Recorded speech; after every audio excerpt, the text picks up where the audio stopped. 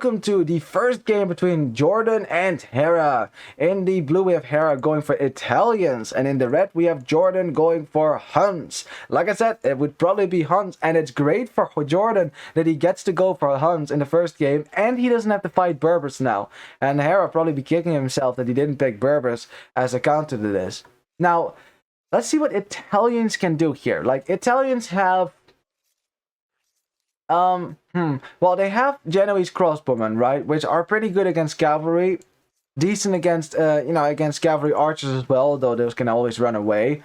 So they have some tools here, but they're not like a straight counter to what Huns do.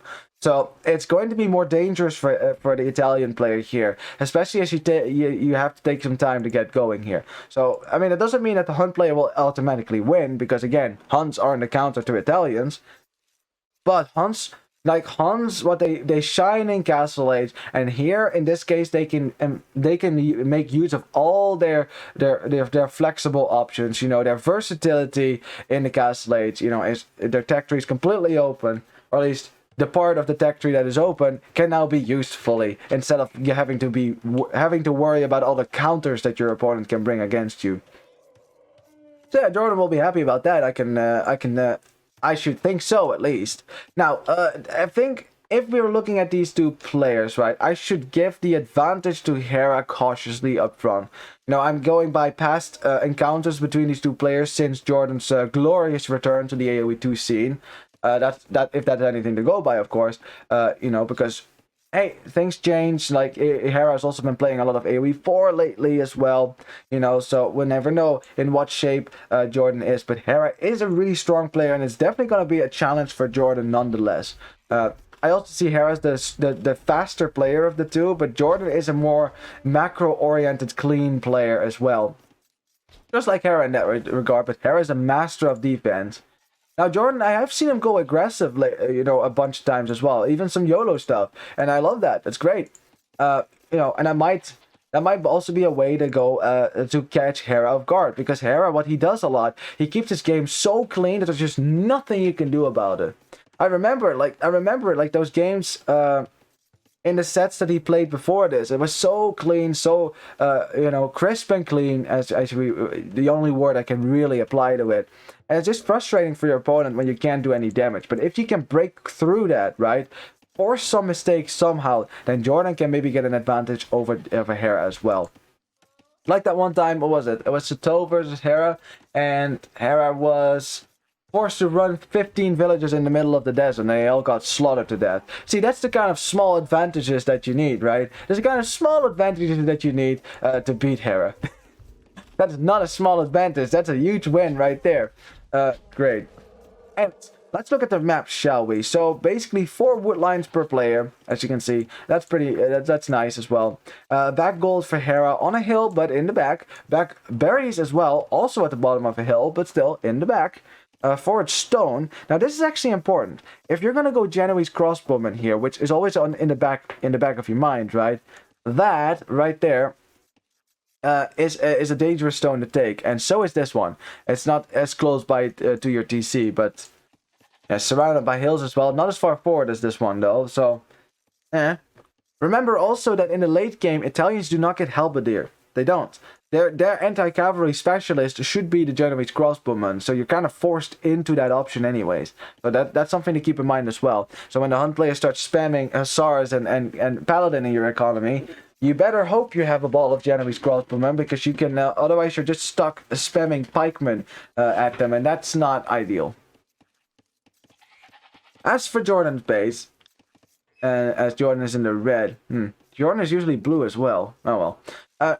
As JorDan at JorDan's base, same thing with the wood lines. This wood line is quite far away from his DC though. It seems a bit more spread out if you compare the two bases, honestly.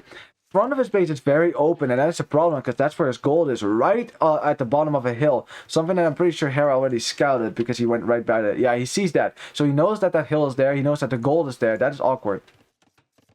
That gold is further forward, but JorDan does have... Oh, he has a gold in the back. Nice. So he does have a gold to fall back on in case he needs to. Some stone in the back as well. Actually, all his stone is in the back. So if he wants castles, he could. You think he's going to go for Tarkans? No one sees Tarkans coming. They are basically worse knights, I know that, but they do really well against archers. They get an attack bonus versus archers, I think, and they also have way more pierce armor. Or if it's not an attack bonus versus archers, just a lot of pierce armor that helps you a lot. They do get an attack bonus versus buildings, that I do know. As Hera is scouting around a little bit, sees the gold, so he knows that the DC is there, so that's there. Dodges a shot, that shouldn't be too hard. As, ooh, JorDan. Oh, that villager could get sniped, gonna wall it out. Very nice, very nice. Keep yourself safe, JorDan. Okay. Yeah, oh yeah, Hera's just being annoying. Just being annoying, threatening the scout player. Obviously, it's going to be scouts for Hera, for JorDan. For Hera, it's going to be archers straight into them. He's not going to bother with men-at-arms. Sometimes that's not worth it as well. Now, remember that Italians can age up faster. Well, not faster, but it's cheaper for them. So it's easier to get the resources for aging up. So in theory, it should be faster. At least it's easier to do. It allows you to go to Castle Age faster as well. It allows you to go to Imperial Age faster as well. Which is quite nice for the fast imp arbalest potential. Something that Leary will definitely like. Although he prefers to use Saracens for that. Just buy himself up. Boom, there he goes. Then come forward with arbalest with chemistry that completely obliterate buildings. And everyone's happy except the person that is dying to it. Got some scouts out for JorDan as well. He's not really walling a whole lot, but he's keeping himself a little bit safe on this side. Has a spearman out as well. That's kind of cute. Because it's not going to be scouts for Hera here. Although he could make scouts. He has bloodlines on those knights. He actually gets fully upgraded cavalier. So Italian cavalry is not the worst, but they're usually played as an archer civ. Because they get full upgrades there, they're faster aging up, lends themselves really well for that kind of play, so yeah. Scouts from JorDan coming in the back. Hera sees that now, going back with his own scout, and he will bring his spearmen around this way, I'm sure. Not sure where they are right now. There's one over here, overseeing the building of that house. And that's the only spearman. For now, keeping himself safe with some archers, which do not have fletching yet, but that should not take too long, because there's blacksmith and he shall get the upgrade as soon as he has the resources to afford it. There's always a problem with archer builds at the start, right? Is that you don't really have a whole lot of food, because you don't have a lot of farms. Your food economy is very fragile. You're mostly using your wood and gold for archers as well at archer ranges. There's a lot to buy, so it's a big hump of costs at the start of the game as well. It's not like when I started university in my bachelor's for the first time, and it was like suddenly like bam, all these expenses. You gotta have all your school stuff, and then books that are so expensive as well. Your rent that suddenly has to come in. You have to pay the university a whole lump sum of money. It's a pretty big bump at the start, but then as soon as you get your economy rolling, it gets easier and easier to afford stuff. So if that allegory made sense. Anyways, I said JorDan wasn't walling a lot. He is walling a lot. He is walling most of his base, and I will keep this gold safe, the stone safe, and I like it. I like it. I know it is heresy to wall with Huns. I know. It's supposed to do it. But, what else are you going to do, right? If you have such a nice base to wall like this, so much resources that are now safe behind your walls, who would not do that? That's just too tempting. In any case, Hera is scouting for to see what JorDan is going to do. Hasn't seen the archer range just yet. That archer range went up on this side. Oh, he actually did see it. He did see it. So he does know that there's an archer range potential. But skirmishers are on their way. Upgrades coming in as well on those. Now remember that Huns don't get fully upgraded elite skirmishers in the Imperial Age. So that is a problem if it ever gets that far and you're up against archer civs, right? That is kind of a problem. If you don't have your own paladin or your own ball of cavalry archers, then, not happy. As Hera's gonna drop a wall on the right side, because JorDan has been posting around. He's been kind of stalking, camping this side a little bit, just to see if he can get some damage in. And so is Hera with his archers as a result of that.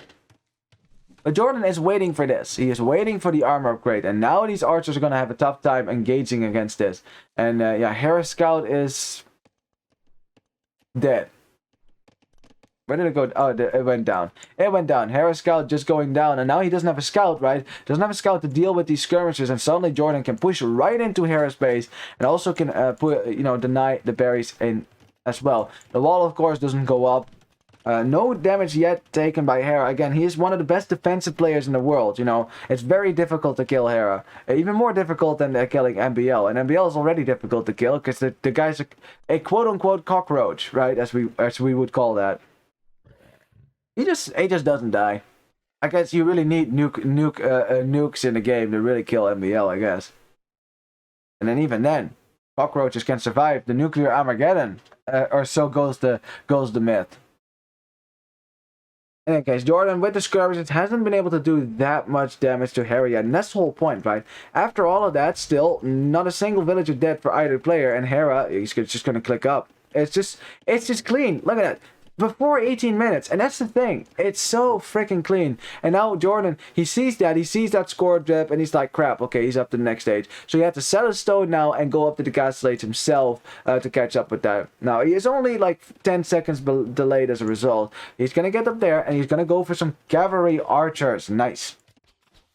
Hera obviously is going to go for crossbows, and yeah, still a slight lead for Hera here, but and the thing is that the Italians playing like this is fine, right? Because Italians aren't the mobile civ. They aren't the civ you can run around with and like, unless you go knights, I guess. But it's not really a civ that you can run around with, control the entire map with cavalry. That's what Huns do. Italians are one of those snowball down the middle kind of civs. And that's probably what Hera is going to be thinking about sooner or later.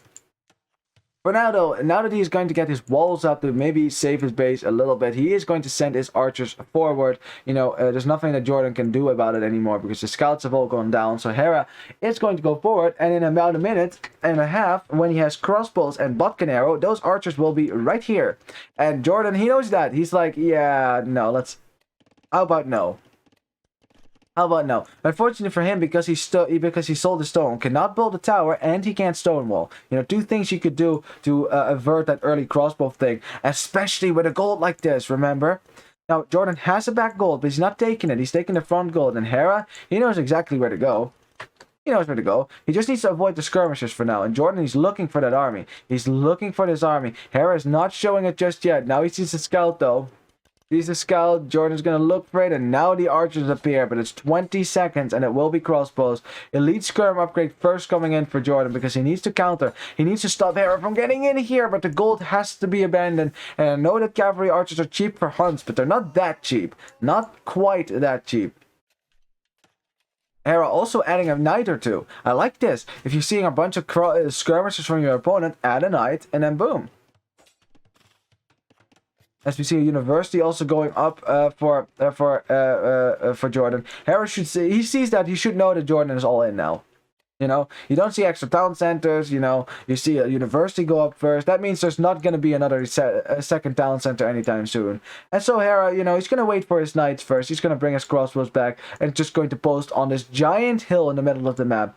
And this is an important hill. Look at it. It's straight in the middle between the players. So this hill complex right here. Castle right there, that is the way to go for Hera. You know, well, I mean, not necessarily, but it's a great way to start a push from, right? You get a castle up and you can just start pushing. And anytime your Hera gets pushed back, he can just go right back to his giant little hill. But honestly, if he has enough map control, he could also try to go for a castle up on the gold here, honestly. Now, JorDan has realized, okay, I'm never, ever gonna get back to that gold and able to take gold here, so I should probably just go for the gold in the back. Something that Hera knows is happening because he could see that mining camp. He scouted that, but yeah, that doesn't mean that doesn't mean he can't deny it because it's too far away, it's too safe. Although these walls are easily taken down. I like that we're adding some knights here.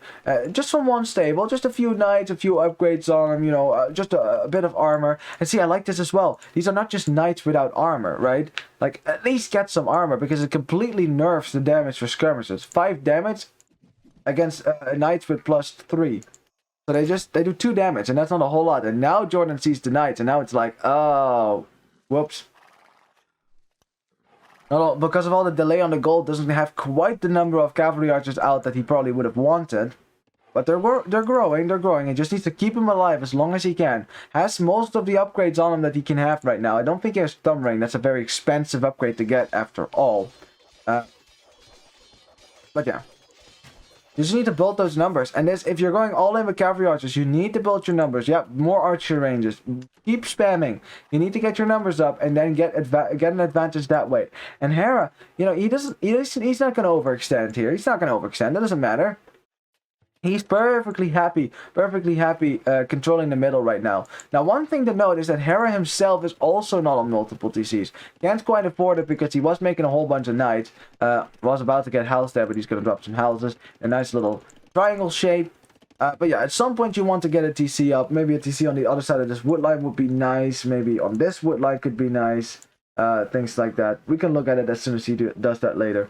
He's getting bloodlines as well to make his knights a lot stronger, and this is a very difficult army to deal with. It counters both its counters. It's like a team game army, except the same player.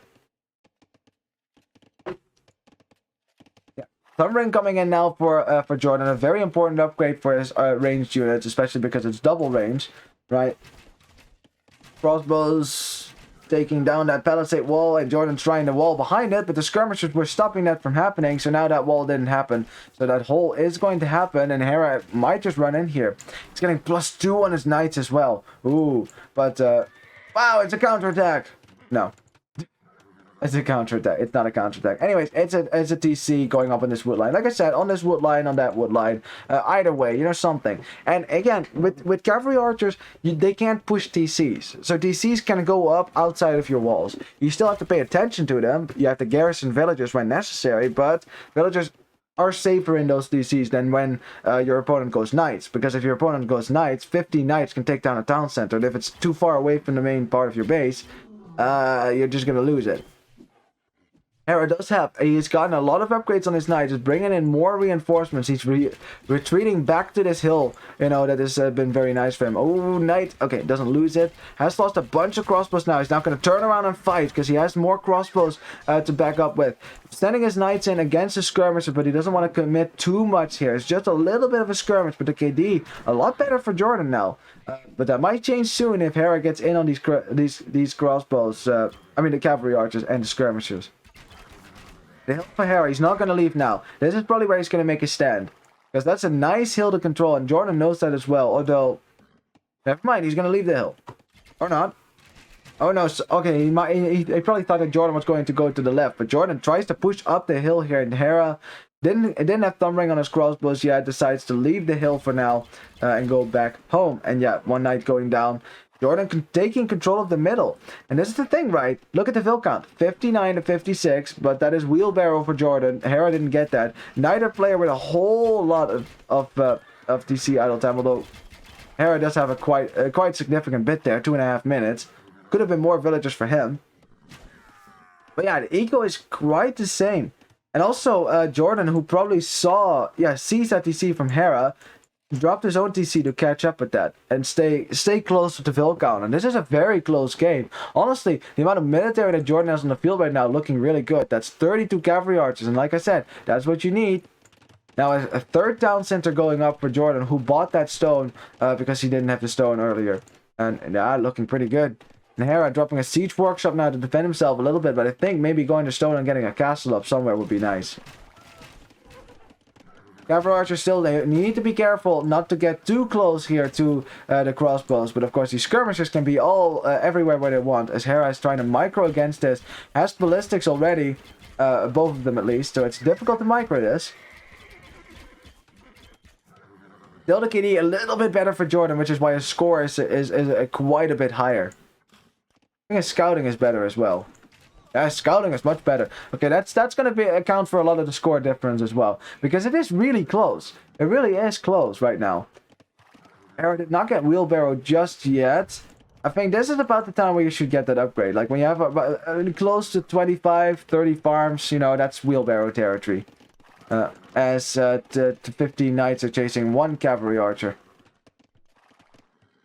41 cavalry archers on the field. That ball's getting bigger and bigger. Bigger and bigger.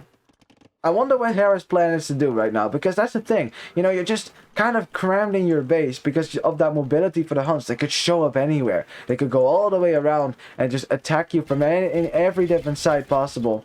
Now suddenly the cavalry archers show up down here, and Hera, is he going to commit to the fight here? Getting wheelbarrow right now, that's good. He's taking a hill right now, and JorDan is just going to go away and find another avenue of attack. He's still making a whole lot of cavalry archers. There's a lot of CA right now. And I think, yeah, Italians, man, the longer it goes, the more difficult it gets for them, because the mobility for Huns is not something that's gonna be lessened over the course of the game. As Hera tries to go for a counter raid on the gold for JorDan. Look at them palisade gate walls for JorDan. That's not gonna keep these knights out though. These knights should be able to break through, but it's gonna take too long, and then the cavalry archers can come right back. Yeah, so Hera's gonna abandon that idea. He's gonna have to run away with his knights here. As he's sending his crossbows to the center. There's cavalry archers everywhere. Like putting just some cavalry archers around your opponent's base, right? If Hera wants to expand with the town center, the CA are there to deal with that. Pushing forward with some siege. Scorpion should do well against the skirmishes as well. And I mean, if Hera wanted to, he could probably go up to the next stage very soon here. I mean, that's something that JorDan is thinking about. I mean, his resources are very low. Hera's are spiking. See, gold spike. Food is spiking. Yeah, he's gonna go to Imp. He's gonna go to Imp here. It's gonna be Imp. But he can't lose his army. He can't lose his army. This is really important. You cannot lose your army. Maybe a little bit of an overextension going forward. And JorDan shows up with a giant ball of cavalry archers. The knights from Hera being sacrificed to save the crossbows. Some skirmishers being sent forward to their deaths as well. JorDan losing some numbers though, losing some cavalry archers when the end retreats there, but that was not the best fight for Hera. Look how many crossbows he has. Not a whole lot. Clicks up the Imp now. Like that was the plan, but not a lot of army left to upgrade now. So I wonder what the plan is, if it's just going to be skirmishers going forward, because I mean, yeah, but that just leaves the door open for your opponent to go light cap or Hussar on you. Of course, that ball from JorDan is still really high. Nice snipe there for Hera with his mangonel. I'll push away these cavalry archers for now. Also the skirmishers, which both players are using right now. No attack round there, but it just misses because JorDan stops short of the region there. But he's committing to it. He's committing to this fight right now. He gets the mangonel. Shot goes Indo, lands in the middle of the cavalry archers. More CA go down. Not sure if that's the best fight for JorDan, especially now that there's a lot of elite skirms sitting on this hill. So yeah, I don't think that's a good fight anymore. Let's see what Hera's doing. Like, he's starting to build buildings throughout the middle, starts to push through the middle. It's going to be a snowball. In this middle position, this is the most important part to control for him. As JorDan macros his way up the Imperial Age as well. Has, well, slightly less military in the field, but more expensive military in the field. And I'm wrong on that again. That's because of the mangonels, man. Oh, no. This is more expensive. It's because it's Huns. It's because this is Huns, so the cost is not right. This is a cheaper army because of that. Yeah, light cap coming in, the skill bar coming in. Like I said, right? I mean, Huns want to go cavalry against you. You're giving them a very good reason here to make something against your skirmishers. But yeah, JorDan is going to switch into some light cap / Hussar if he has the resources to go for that. To complement his cavalry archers. And what is Hera doing? He's still making crossbows, but again, not a whole lot to upgrade right now. He's getting bracer, he's getting chemistry. That will make his skirmishers a lot stronger, but they were already strong enough right now. But there's not a lot of arbalest. He's gonna go to stone. Okay, so the decision has been made. He wants Genoese crossbowmen. He wants a castle up in the middle. But yeah, of course, JorDan is going to send some cavalry archers around to raid. Oh, I love this. Does he know about this DC? He does not, but he can see. He can see. See that? He could see where Hera was with his villagers. So he's going to show right up. Let's see what Hera's reaction is like. Okay, neither player has reacted to this yet. And, okay, immediately reacts to it. Doesn't even lose a villager. Jeez. Jeez. Not even cool. It's very cool. As the cavalry archers run away from this mass, because now it's arbalest and skirmisher. This is a difficult army to kill here for JorDan. He has to wait until the upgrades come in on the light cap. Has to master his light cap as well. Hera has not seen the stables, the additional stables here. He has not seen those yet. You know, like JorDan is definitely kind of stretching. Oh, this shot would have been beautiful. Oh, JorDan. Would have been such a juicy shot. That's what we want to see. How nice would that have been? My god. Now, JorDan still has a giant ball of cavalry archers. He's getting his upgrades now. He's also going to bring out some light cap, but he's going to mass them over here. You want to keep them out of the sight for Hera, because you don't want to give him a reason to go for something else, say his own light cap. Now, Italian light cap, I mean, it's the exact same as Hun light cap, but Hun light cap gets trained faster, so, I mean, there's your advantage.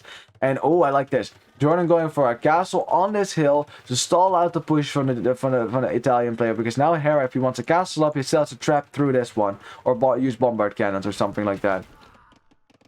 Oh, but that wood line is exposed. That wood line is exposed, and some villagers are going to die, and this might be the first time in the game where we're going to get some significant eco KD for Hera here, killing a good number of villagers there. Cavalry archers brought to the other side of the map. I mean, it's difficult to raid this base, right? It's all very compact. Not a whole lot of villagers, actually. Only 111. Yeah, only. Like, I'm looking at the other side to see if Hera is expanding to the stone, which he's not. He's actually on this stone, which JorDan will probably know. Castle in the middle of the hill. See, I told you, that is the nicest spot to put this castle up. And it also gives you a great position to start trapping down this castle, because I'm pretty sure if you put your traps right there, they actually have a hill bonus on this castle. Ooh, but on the other side, though, cavalry archers running into Hera's base. And this is the thing with Huns. They can show up at any given notice. And, yeah, running right through his wood line. Denying this gold, denying some farms here. Now forcing Hera to send his Imperial Age army back home. You know, at the same time, the Hun player getting some, amassing some hussars as well. At least they are somewhere. Cavalry archers being annoying as well over here. And a lot of Hera's economy is idle right now. A lot of his economy is idle right now. Like, this is what Huns do best. Just show up everywhere and get some kills and then run away again. As, ooh, Arbalest coming in from the other side. Those cavalry archers are toast. Oh, look at that. That's not even close. Damn, they just got massacred. Absolutely massacred. They might be cheap, but damn. As JorDan probably gonna lose these as well. Light cap finding no reward on this side. Yeah, the cavalry archers are they gonna try to run away. JorDan trying to micro them, you know, trying to out micro ballistics. Saves half. I'll take it. We'll take it. And did he just get sappers? Is he seriously getting sappers right now? Oh, hold on a second. Hold on a minute. Did he just get sappers? I'm pretty sure he did. Why? Why are we getting sappers? What are you gonna rush down with villagers? I mean, what this does, right, sappers, is it gives your villagers, yeah, there, 21 attack versus stone defenses, 18 versus buildings, right? Lots of extra attack versus castles, for example. As the hussars run in, but those hussars are not going to do much. And I know Hera likes his hussars, but it will probably pain him to see how those hussars are going down. At the same time, hussars in the back of Hera's economy, sniping more villagers, and the equal KD looking better for JorDan. 15 to 8 with all those raids so far. And this is exactly how you use Huns. Mobility. Heavy cavalry archer about to come in as well. Oh, that's good. That's good. As we have, JorDan wants to go for a relic. And nope, denied. Oh, he wants to take a fight though, but you have to wait until you get the upgrade. 20 seconds. You have to wait for this because Arbalest will absolutely destroy you here. Oh, and the skirmisher as well. Don't commit to this, JorDan. Don't commit to this. It's too much units. Okay, he's gonna run away. Thank God. Yeah, I don't know. That would have been a terrible fight. Terrible fight. At least you have castles here to protect yourself a little bit. Does JorDan know about this castle, actually? He does. Okay, good. He's making traps right now, so we'll get out with this as well. And, ooh, heavy cavalry archer is in. Same time, raining a little bit with some hussars. Hera forced to chase that, and it's still a very even game. 116 villagers for Hera. He doesn't need that many, of course. 131 for JorDan. If you want to go for a real hussar spam, you need more vills, obviously. Yeah, it's one villager's about to go down. Ooh.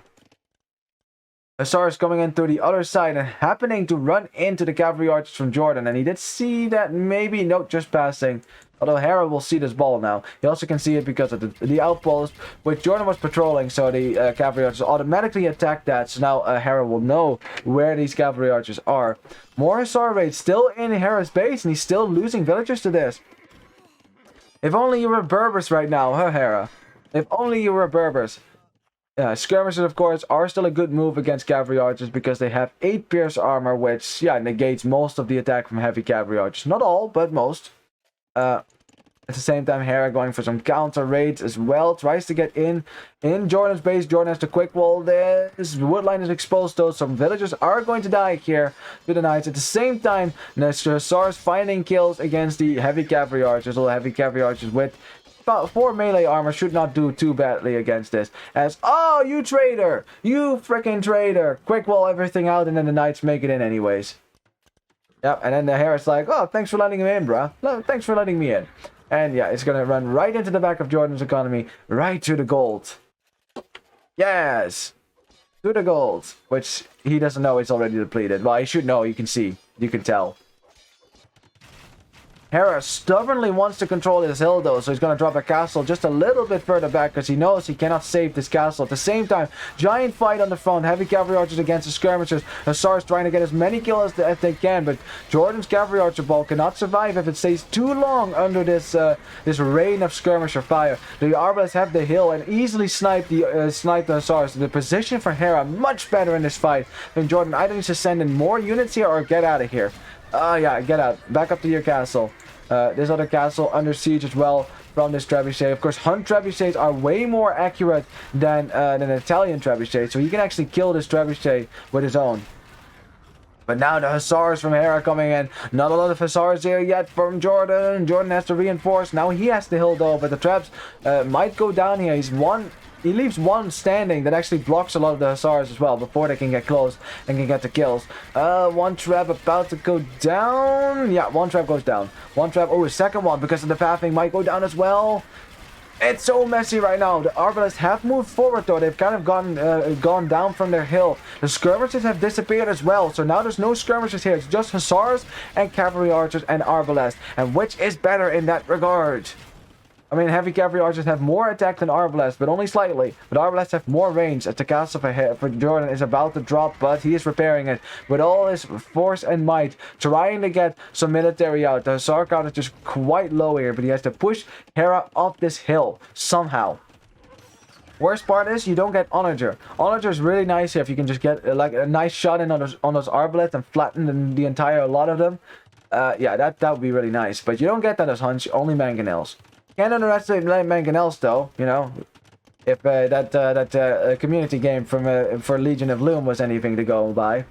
I know, there was one guy who everyone went hunts there, and it was a really fun game to watch. Forced nothing, right? And there was one guy who made mangonels with hunts. You don't get to upgrade them, and he just kept flattening his opponents, man. It's actually pretty OP. As JorDan is trying to snipe the bombard cannon, but that is something that JorDan does not get. He does not get bombard cannons, and Hera is basically playing bombard cannon dodgeball right now.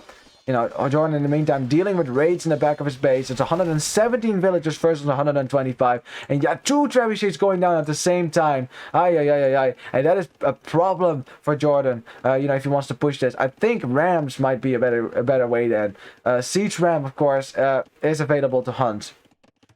Now JorDan is still walled in the back, but there's still some holes in here as well. I think maybe getting some stone, right? Getting some stone here to stonewall this up while he is castling his farms as well. Very good. Castle for JorDan stands still, but now it's a bombard cannon, but that's going to go down. Very nice snipe there for JorDan. And man, oh man, oh man, it's so close still. 117 villagers versus 125. The KD is very even. The eco KD is literally even right now. It's 25 to 25. Okay, Hera just took the lead. Stone walls now, exactly. Yes, good. This is good. Yeah, that's just what I said as well. Stone wall up the sides. Give yourself, you know, limit the maneuverability from the Hussars. Because, I mean, Italians don't have maneuverability, but if you make Hussars, you do. And you get fully upgraded Hussars. So, hey, they're not bad. They're not bad at all. They're just as good as Hun Hussars. Now, JorDan has consistently kept his cavalry archer ball up. But look how much gold he has. Wait, what happened there? Did you hear that? That was like... Wow, that was... Something went down there. Something went down. Did that bombard cannon just get a whole lot of kills there just now? Hera still wants to trap down this castle because he wants to take control of this hill so he can start trapping down more stuff of JorDan's base. Like I said, it is difficult with Italians. You have to push down the middle mostly, you know. As yeah, this giant ball of arbalists is very difficult to kill for Hera. But JorDan, is he setting his Hussars in right now? I wonder if maybe if he starts raiding on the side a little bit as well, if that would work as well. As he's pushing on the hill. Cavalry archers also have the hill right now. Oh, good fight, good fight. I'm not sure who's winning this right now. More HP though for JorDan. Look at the difference there. As the Hussars for Hera disappear, now the Hussars from JorDan can get in on the Arbalest, who are distracted, firing at the Hussars. And at the meantime, lots of Arbalests go down here. It's still 50 though. It's still 50 Arbalests, well 48 in the field right now. Cavalry archer numbers, again, not as many, but they have way more HP than Arbalests do, so, you know, that's their advantage.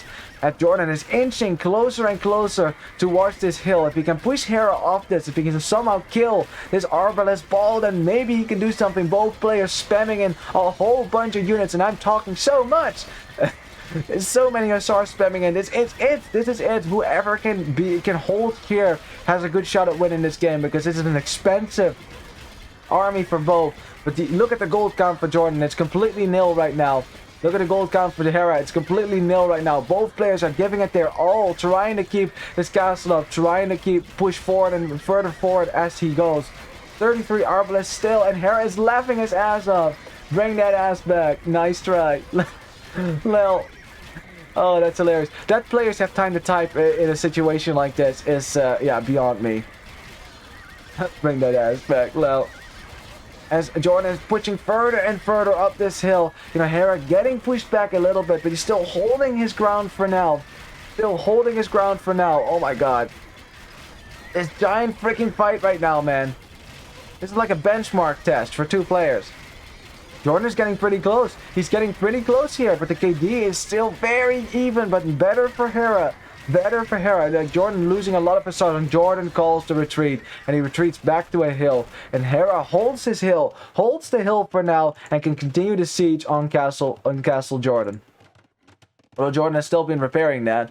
Doesn't have the stone for another castle now though.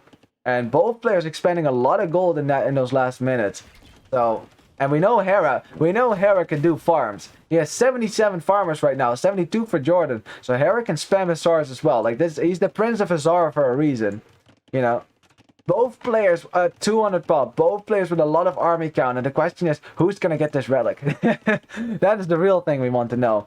As now Hera came forward for a second as well. And I wonder who's going to be the first to raid on the sides. Because both players are expending their entire might, right? Their entire army count in the center right now. But I wonder who's going to be the first to raid the edges here.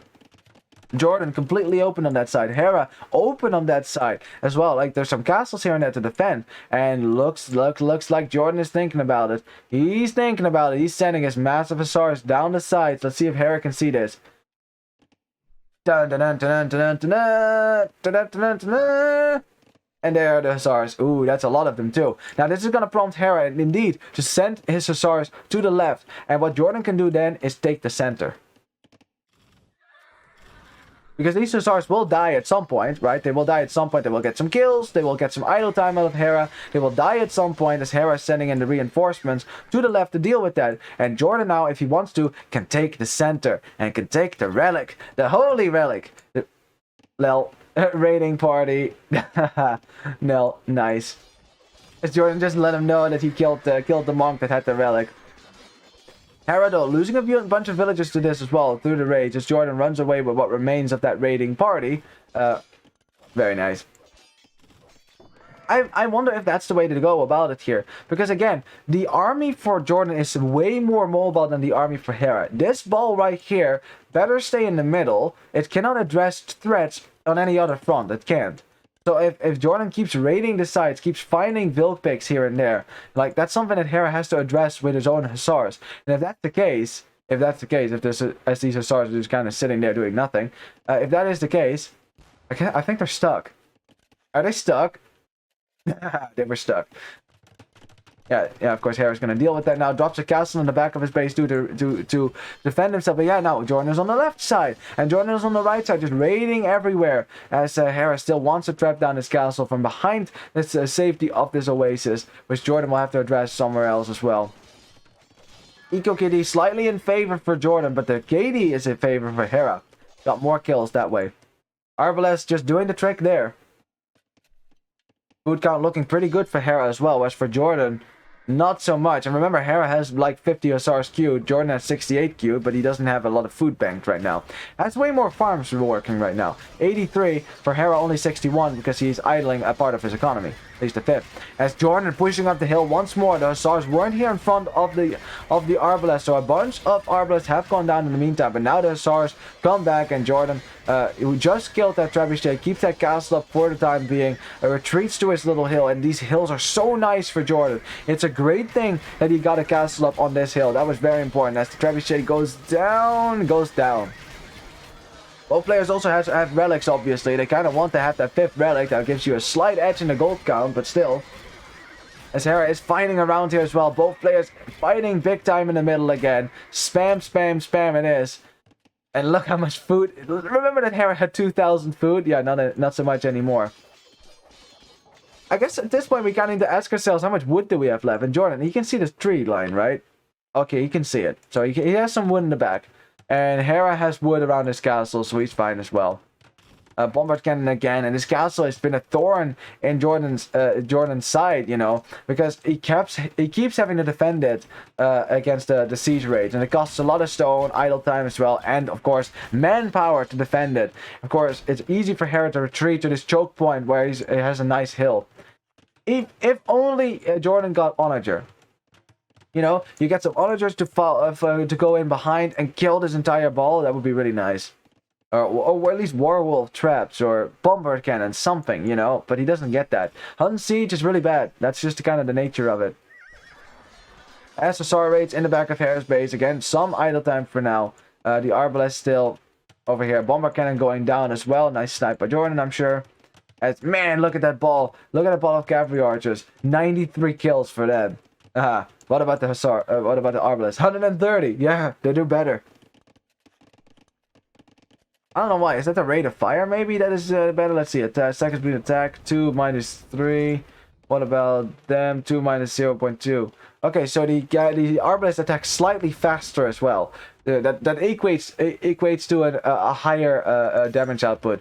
It's now JorDan. He's gonna commit to this again, and Hera throwing his Hussars in front, and we have a giant ball against a giant ball once more. Lots of army count for both players. You know, JorDan trying to push Hera back onto this hill. At the same time, it has 103 Hussars queued. Man, make more stables. More stables. Hun stables produce faster, and you know, lots of Hussars here pushing Hera back on this hill, allowing JorDan maybe to get a Hussar in on this trebuchet to kill it and end that attack, as Hera is desperately trying to defend his base here. You know, is sending in the reinforcement from all over the base here. As JorDan, he's not really repairing this castle anymore. He's almost out of the stone, so there's a limit to what he can do there. As both players are just spamming so many Hussars, this game is never going to end. Is there a rule, by the way, for King of the Desert 4 that if a game goes over a certain amount of time, it's like the person with the highest score wins? I think there is a rule for that. At least I think so. If not, we probably need a rule for these two players, because this might go on forever.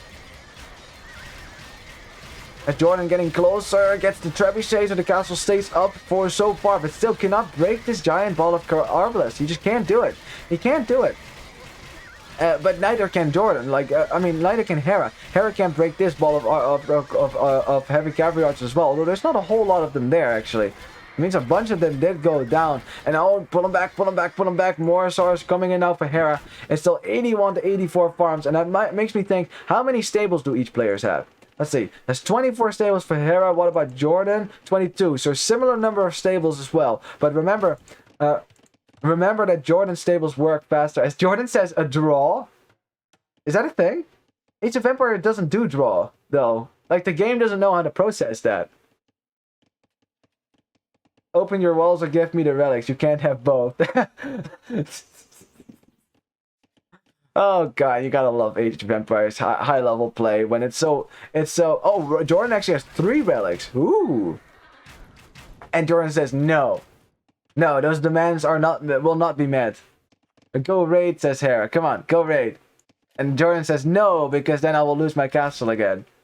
Oh man, and remember that Hera doesn't have a lot of gold either, so he needs the gold from the relics in order to make trebuchets here to get something for it to kill these castles. I don't like the hill there. Yeah. You tell me about it, man. Tell me about it. So many stables as well. So many Hussars queued. You know, still 111 villagers for JorDan, 108 for Hera. You know, you don't really need any more between the two, actually. This might be a case where we're just going to run out of wood, and then the player that doesn't have wood anymore can't make farms, can't make Hussars, and that's the GG then. But that's probably like an hour away before that happened at this rate. As Hera microing right back to the hill, JorDan tries to go for the surround, but doesn't have as many Hussars here anymore as Hera does. Although, fight quite even. Cavalry archers fighting from the right now have a hill as well, but still, we're just trading Hussars. We're just trading Hussars at this point. Like, these freaking cavalry archers are undying, and these freaking arbalists are undying either. If only JorDan had Onager. Siege Onager, right? If only he had Siege Onager. That would definitely help you here. And, you know, honestly, Hera could go for raids as well. You know, JorDan is way more open than Hera is. Like, there's a lot of raiding possibility for him. But of course, he also knows if he leaves the middle, or leaves it unprotected with a Hussar meat shield, then JorDan could push him. Because JorDan again coming forward here, patrolling in his units as well, trying to kill as many arbalists as he can. But I think maybe the key is here to try to kill as many arbs as you can, right? The Hussars are going to trade quite evenly anyways. Just focus down Hussars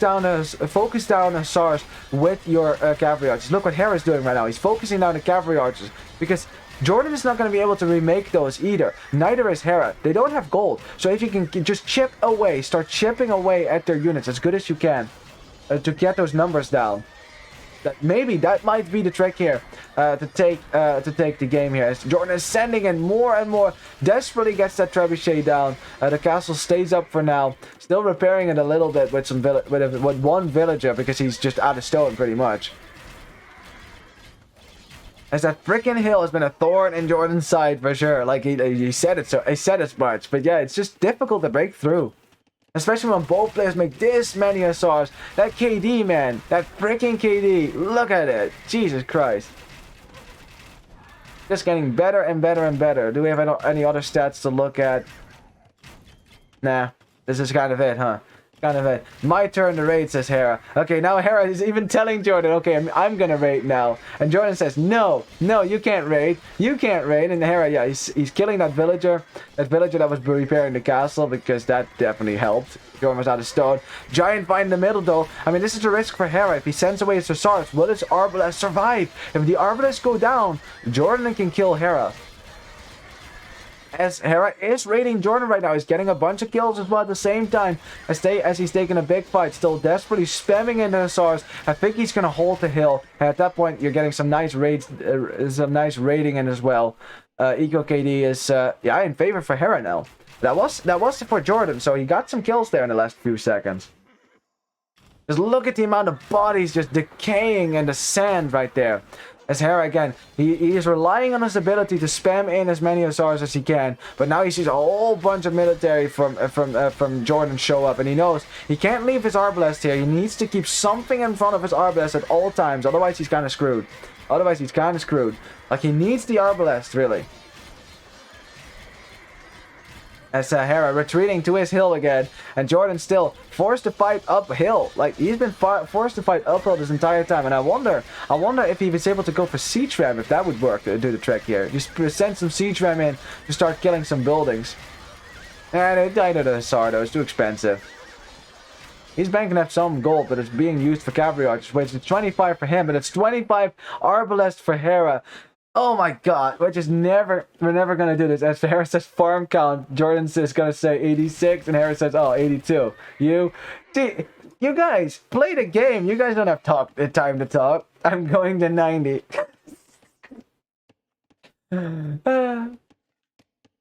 This game, man. This freaking game. We're just never gonna end. We're just gonna sit here to the end of times watching two players throw Hussars at each other until one player makes a giant mistake or runs out of wood. Which is not really a mistake, it's an inevitability. Okay, Hera now, he was gonna raid, but JorDan taking that as an opportunity to throw in the Hussars. And that's the thing, Hera can't really raid as easily as JorDan. Has to abandon that hill, has to go to his castle in the back now. And JorDan, for the first time in 20 minutes, actually making some progress here. But now you're fighting under a castle as well, so yeah. Hera though is raiding in the back, and JorDan is using his entire might as he walled in Did JorDan just seriously wall in Hera? Look at that. Look at that. Or JorDan says yes. And JorDan says, yes, I finally get to raid your main base, except it's walled, so no. So no, yeah, he actually walled in those Hussars from Hera, so they couldn't raid. Still some raiding going on in the back, that's pretty good. Only reason that's embarrassing, says Hera, it was that because you did it to me. Lel. Oh god. I mean, imagine if we didn't have Spec Chat. These freaking guys are just chatting more than they're actually playing here. But well played, it was nice. I love the mutual respect though. I love the mutual respect. I love it though. Who's gonna win this now? It's 105 villagers for Hera, 83 for JorDan. Ooh, the rating for Hera it should start to take a toll now on JorDan's economy. It should start to take a toll now. Only 19 cavalry archers, not a lot of economy to make a whole lot more, and I think Hera should win this game now. If JorDan can't go for the counter raids, can't even out that vill count a little bit, look at the resources. He just does not have the resources anymore to spam. Hera has enough resources to still spam 90 Hussars, and I think with that, in the end, JorDan is gonna lose this game. After all that, you played 2 hours to die like this. I know, it's the inevitable, and yeah, JorDan says my pop is low. He just realized as well, crap, I only have 127 pop. I don't have a lot of farmers. Nah, you're probably 200 baiting. No, he's not lying, Hera. He's not lying. He doesn't have the pop space necessary anymore to defend here, because now he needs all this pop to defend the front. And he can't stop the raiding, and that's gonna take a toll. And the fact he wasn't walled on this side, maybe if he had used some stone, maybe to stone wall this up, that might have helped him here a little bit. But yeah, it is GG. JorDan does not have the population to continue spamming Hussars here. This is it for JorDan. This is it. And after an hour and a half of game time, I think Hera now finally winning with Italians against Huns. But man, it was a close one. It was such a close freaking game. You know, but it's inevitable now that JorDan is going to lose. There's no way he can address all these raids now and also push down the middle. And now Hera, if he wants to, can just make... Oh, he's gonna make a monk. He is using his gold to get a relic up. He's probably hoping that JorDan doesn't resign now. He wants that relic. He wants the relic. That monk is coming. It's coming.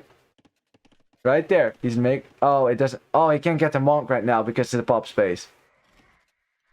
I'll just have to clear some space by dying. I mean, JorDan's still getting a whole lot of... He's trying to get as many Hussars out as he can, but look at the population, 75. Look at the farm count, 58. Look at the wood count, only 13. You know, JorDan just doesn't have the wood. He also hasn't never gone the wood over here. Yeah, JorDan is just continuously having to put out fires in the back of his base, and every time he does that, Hera shows up with a new army on the front, killing that as well. You just never get a time to breathe. Hera, is he going to get the relic? He's hoping for it. He's hoping for it. Get the relic. Damn it.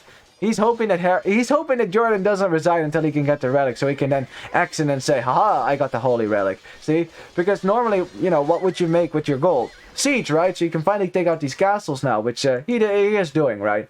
But he wants that relic. He wants the relic. I can just imagine. What? Chat yelling for Genoese. Oh yeah, that would have been something too, right? But it's not something that Hera could really afford there. Well, it works out for you. Yep. Yeah, unfortunately, Tarkin raiders weren't gonna really. Tarkins weren't really gonna do the trick here against this.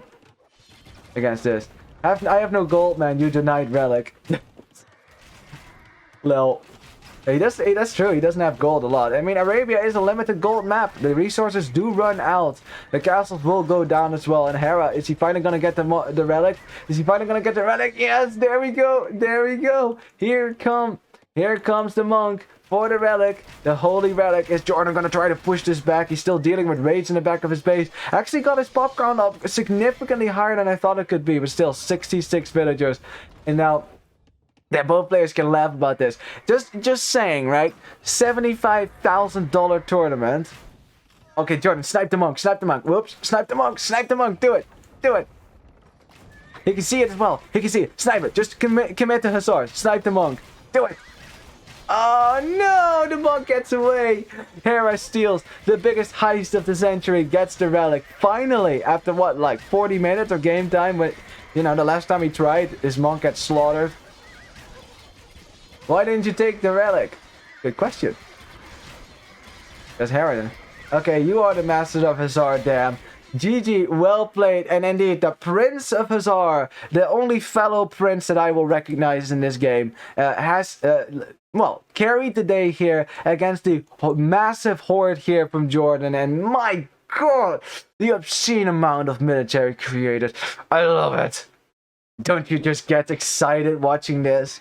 Even though, you know, it was a whole lot of stuff. It wasn't actually that messy, you know. A lot of it happened in the main part of the game. But man, the crap that was going down in the middle was a giant, titanic struggle. And I think in the end, it was the raiding from Hera that won on the game. Because JorDan, while he defended against the raids, he still lost a bunch of villages, and at the end of it, his pop was way too low to continue that spam. You need to have at least 100 villagers to continue farming and continue chopping wood to get enough hussars out to keep spamming like that. Like Hera was at least. I mean, look at the queue. 98 villagers. 98 hussars. So yeah, the Prince of Hussar is a title that rightfully belongs to Hera. I think, yeah, JorDan acknowledged in that as well. But man, did he make him work for it. Did he make him work for it? Italians is a tough civ to win with against Hunt because of the mobility. Maybe if JorDan could have gone for some more raiding early on, who knows? But yeah, Hera played it really safe, kept himself safe with castles. What a fantastic game, though.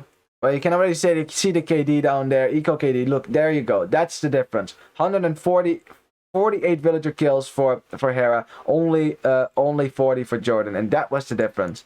We can quickly look at the statistics because game 2 is starting. So let me get right there. 1-0 for Hera. Yeah, great KD for Hera then. He got more kills in the end as well. Economy is very similar. Yeah, it's just perfect. Fantastic. And look at that. They're even as fast as well. Oh, the game crashed. We have some time. No worries. We don't have to hurry then. Yeah, Hera should be the faster player overall, but JorDan definitely showing that now that he's back in form, he can get there as well with these higher peaks. 290 APM right there though, jeez. Wow. So that was just game 1. And we still have probably 4 more games to go. I mean, I don't know, it's live, but I expect 4 more games from this. Unless, yeah, because it's been fantastic. Jesus Christ. Anyways, here's the draft.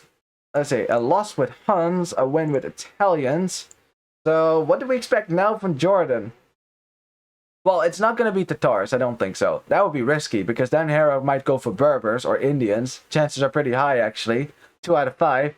So, yeah, but then the longer you wait with Tatars, the more likely it is that you are going to be up against Berbers, because Hera will just keep one of those civs around, and as soon as Tatars is likely to be picked, boom, counter pick. So I don't know. Maybe JorDan's going to go for a foot archer civ, and if Hera thinks that's going to happen, he might go for Ethiopians again. For Ethiopians, another foot archer civ to counter that. Although, he might also go for Khmer and really spam them hussars. As we got game 2, so let me get into the lobby, or not into the lobby. Let's get into the game. But I love the mutual respect between players here. You know, like both players. It's like it's serious, right? They are taking this seriously. Like if you think, oh, but they're not. They're just joking about it. It's a serious tournament. Why aren't they taking it serious? They are taking it serious, but they're also having fun at the same time. And isn't that what it's all about? Fun. You know, I mean, it shouldn't just be work after all. Not just work, it's also entertainment value. So, you know, getting some lols out of the chat, that is good as well. And of course, there will be more talking now because they know that we can read it. Couldn't do that before. I like that. It just adds so much to the experience. Now, let me try the link then, because I couldn't find the lobby. And yep, I was correct at least about. Hold on a minute. That can't be correctly. That can't be right.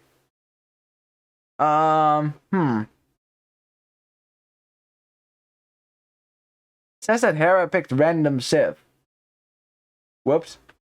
Well, that's not according to the rule.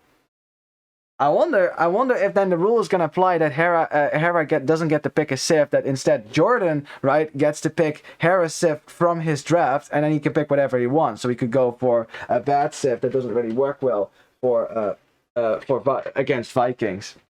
I don't know which Sif that would be. Definitely not Ethiopians, that's for sure. You're not gonna allow Hera to get a nice foot archer Sif, now do you? No. We'll give him something else, like Khmer. Haha. What's actually worse?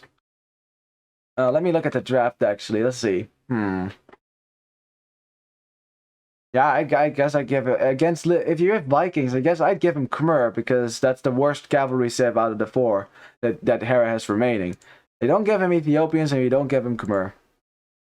Anyway, well, we'll see. We'll see. I mean, it says random. That might just be a bug on my part, honestly. You know, that happens sometimes, so that's fine. 20 more seconds, though. We're almost there, guys.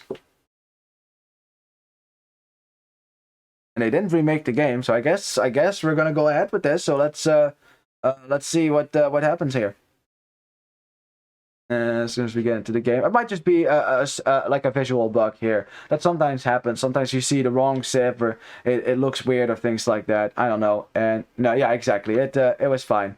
It was fine. I don't know what happened there, but it said random to me, but it wasn't random. It is in fact, Hera has actually gone for Khmer.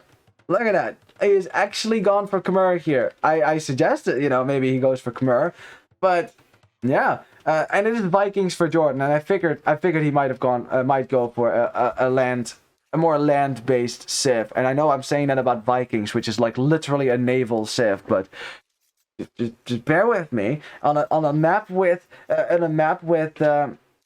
no water, Vikings are also landlocked, and they do quite well on land. You know, with their eco bonus. You know. But I wonder if Khmer can keep up with that, because a lot of Khmer farming is very efficient, so it does kind of take away the problem of not having wheelbarrow for free.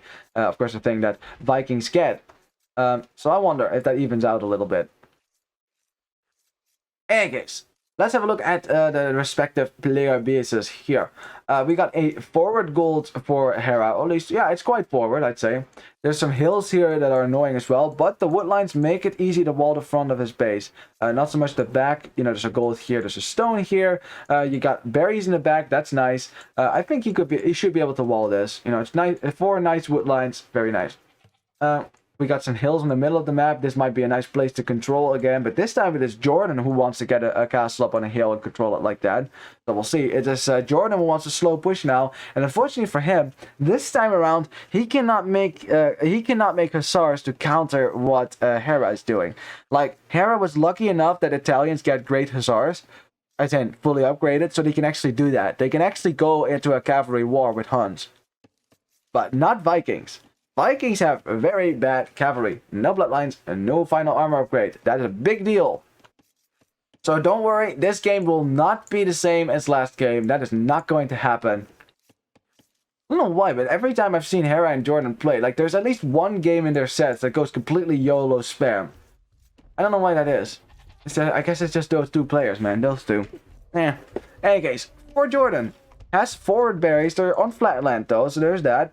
There's a hill on his main gold, though, which is not too far forward. It's kind of to the side, but still, you know, it's not as safe as you would have liked it. Especially because this side is very open, as you can see, between the wood lines. Yeah, it's for JorDan, his wood lines all spawn to the front, so the back of his base is not as, well, it's not as wooded. So if you wall here and there, then your base is very safe. You can wall in the front, there, boom. You have a safe wood line, another safe wood line. This wood line is back to the back, so safe-ish as well. And you got all your golds here. Oh, I smell a greedy base. I smell a greedy base. I wonder if Hera is going to be aggressive then. Because Hera has his extra gold outside of his base, you know, or at least where you would wall normally. At least I would wall normally. When I say outside of someone's base, it's just where I imagine they are going to wall. Doesn't mean that they actually are going to wall. You know, in fact, Khmer players rarely wall for some reason. No, it's because they have houses in which you can hide villagers, so there's no need really to wall in most cases. Although I would still be inclined to wall, but I guess that's just me as a lower elo player. You know, it's it feels safer, right? It feels safer. It feels like I can actually move forward and do some damage to my opponent and not just get raided to death. Anyways, it's going to be 18 pop scouts for Hera. That is a build order he has done many times before, so he knows he can be dangerous with that. JorDan, he, of course, is not going to go scouts. That I mean, he could, but I wouldn't.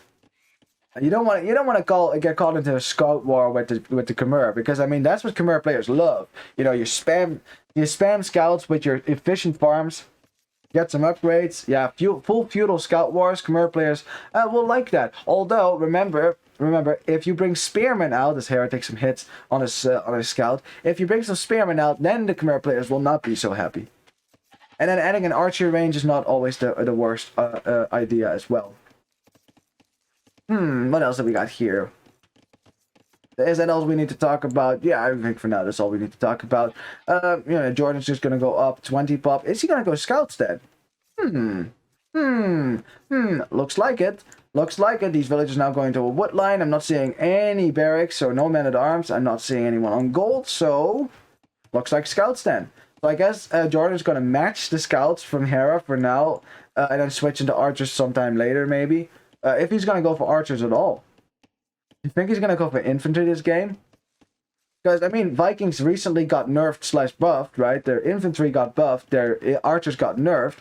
So it's not like you can't go for infantry, but it's still very experimental, right? I've seen pros experiment with it in the last few weeks. Like I've seen Hera actually played a game against Viper with Vikings. You know, tried to go for berserks, and it went all right. But still, there's still some things that I think not good enough about infantry that it's really viable yet. As Hera is trying to fight against his scout because JorDan trying to fight against the scout from Hera, and Hera is just interested in trying to snipe that villager. But JorDan is like, yeah, let's not play that game. So I'm just gonna quick wall in my villager. Very nice.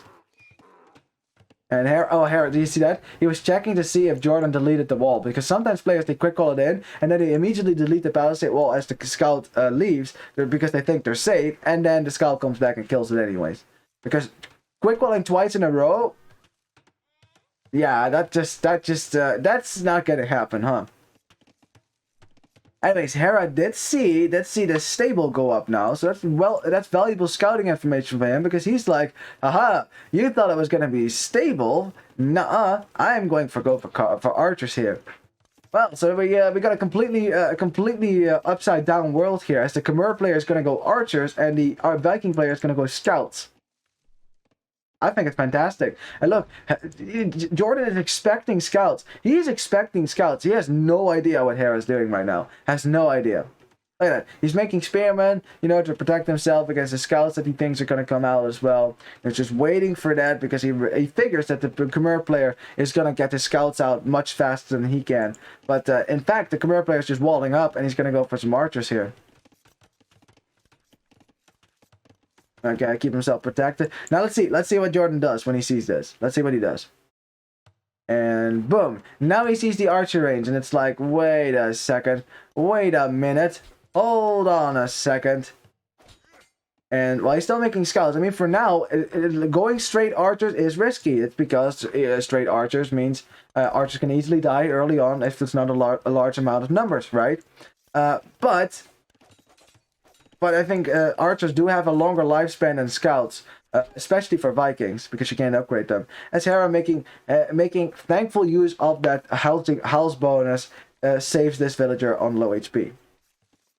Let's see, what do we got? Yeah, a range going down now, and JorDan also going to go to gold, but Hera's going to be ahead with the archers now. Hera also fully walled as a result of all, you know, the fact that JorDan didn't come forward until just recently.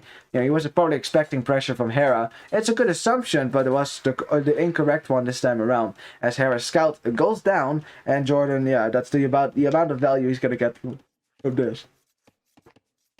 As there's houses everywhere, so the villagers should always be able to get away. As Hera is just perfectly content to just keep his archers at home for now. Go for a gate to try to trap this army. Archer's gonna kill now. No. Yeah, one kill. And maybe the other one as well. He's trying to hunt it down. JorDan trying to escape. Okay, let's see a micro. No. Scout gets away. Haha. Oh, barely though. Barely. 3 HP. Like, this is not even worth the chase anymore. Like, just leave it go around and just kill it with a villager if it gets close to that.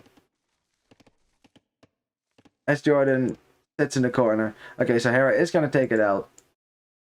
You know, JorDan also, you know, recognizing that, okay, my opponent has given up map control, so I'm just going to scout around. I'm going to scout the rest of the map and see what it looks like. Use my spearmen for that, because I'm not going to be using those anyways. And in the meantime, I'm just going to slowly wall up a little bit, you know, and build my archer number myself. And Hera is kind of going for a greedy strategy here. A strategy that I thought JorDan would go for if he walls, right? If he walls, this is a really nice fast castle base, actually. Well, fast castle. That's still really risky. I don't see a lot of pros go fast castle anymore. You know, for all the complaints about Arabia being too wally and too defensive, you know, at the pro level, barely anyone goes fast castle. Most people go for feudal age aggression pretty much every time. So, I don't know.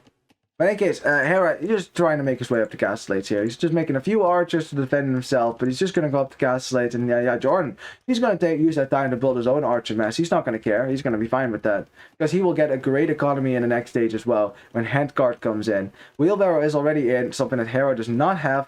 I think if you're Khmer, because your farmers work more efficiently than normal farmers, it's alright. It's alright not having Wheelbarrow. But still an upgrade you want to get at some point.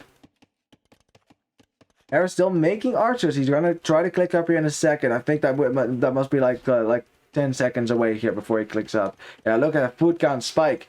And 19 farms as well. Or 16 farms or something else. And boom, there he goes. Okay, yeah, but JorDan is not that far behind. JorDan, of course, you know, macroed behind this as well. Less farms because he didn't need it, but only 10 farms and he gets up right around the same time. Boom, like just like that. Great macro from both of them. But then again, you know, not a whole lot was happening either. You know, not a whole lot of rushing. Neither player losing his side. A 2 versus 2 KD, so it's completely even at that, except that JorDan has the better economy and more scouting info. As Hera is getting our archer upgrades, right? So he's making archer units right now, but JorDan is committing to crossbows. Committing to crossbows, that makes sense. You're Vikings. Just because you don't get Thumb Ring doesn't mean that's a problem, especially not against Khmer, who, if I am correct at that, don't get Thumb Ring. At least I'm pretty sure. Hang on, let me just check that. Did they get Thumb Ring? Nope, and that's the only upgrade that they miss on their archers. So they do not get Thumb Ring, right? But in that, Vikings and Khmer are now exactly the same. So it's actually more even than you think there. But a stable now for Hera, yeah, it makes sense that he would add a stable. I mean, that is the bread and butter for Khmer. Using that superfluous amount of food to get some cavalry out and spam light cavalry knights at your opponent. That's kind of how most people tend to play him. As JorDan now casually walks forward. Very nice. I like how he has some patrols going on here, some spearmen sitting on this hill. You know, instead of walls, just some vision. You know, gotta say walls really are just a way to visualize your opponent coming into your base, delaying them a little bit, but not really to stop them in castle age. Now JorDan was coming forward, but then noticed that Hera, well, brought a much larger crossbow army forward.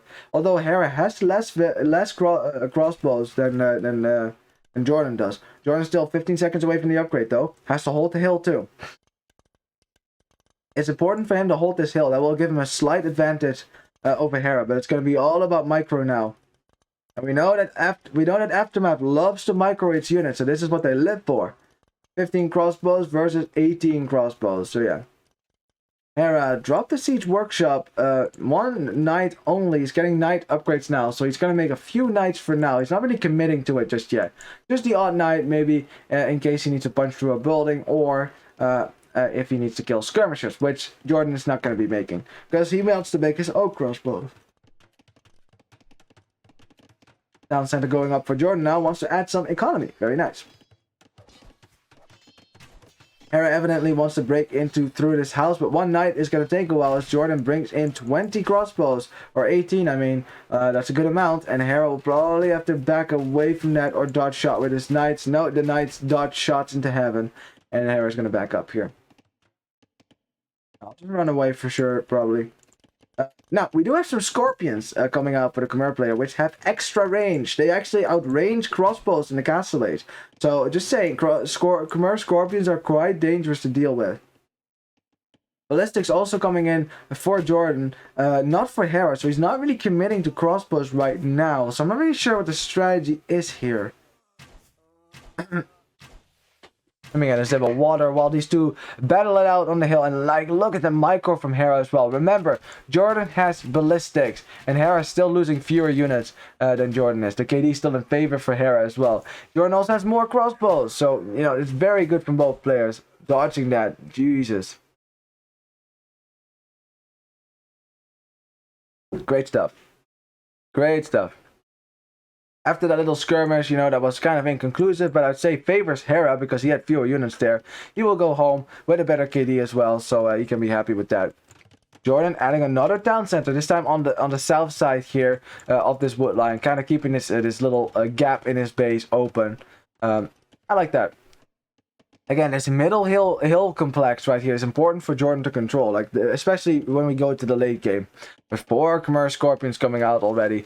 Still one stable for Hera. He's getting more and more knight upgrades, so I should imagine he's going to at some point spam knights. The thing is though, one town center. One town center play so far for Hera. So he is falling behind in economy, and he's already going to fall behind in economy as is. 52 villagers for JorDan, 44 only for Hera. Does have wheelbarrow now, but handguard. Okay, Hera's gonna raid the wood line with some scorpions as well. Which, let's see what the reaction time for JorDan is like. Loses the villager, but that's about it. The second eco kill there for Hera, very nice. Got some knights as well, so I wonder if they're basically just going all in siege pushing here against Viking.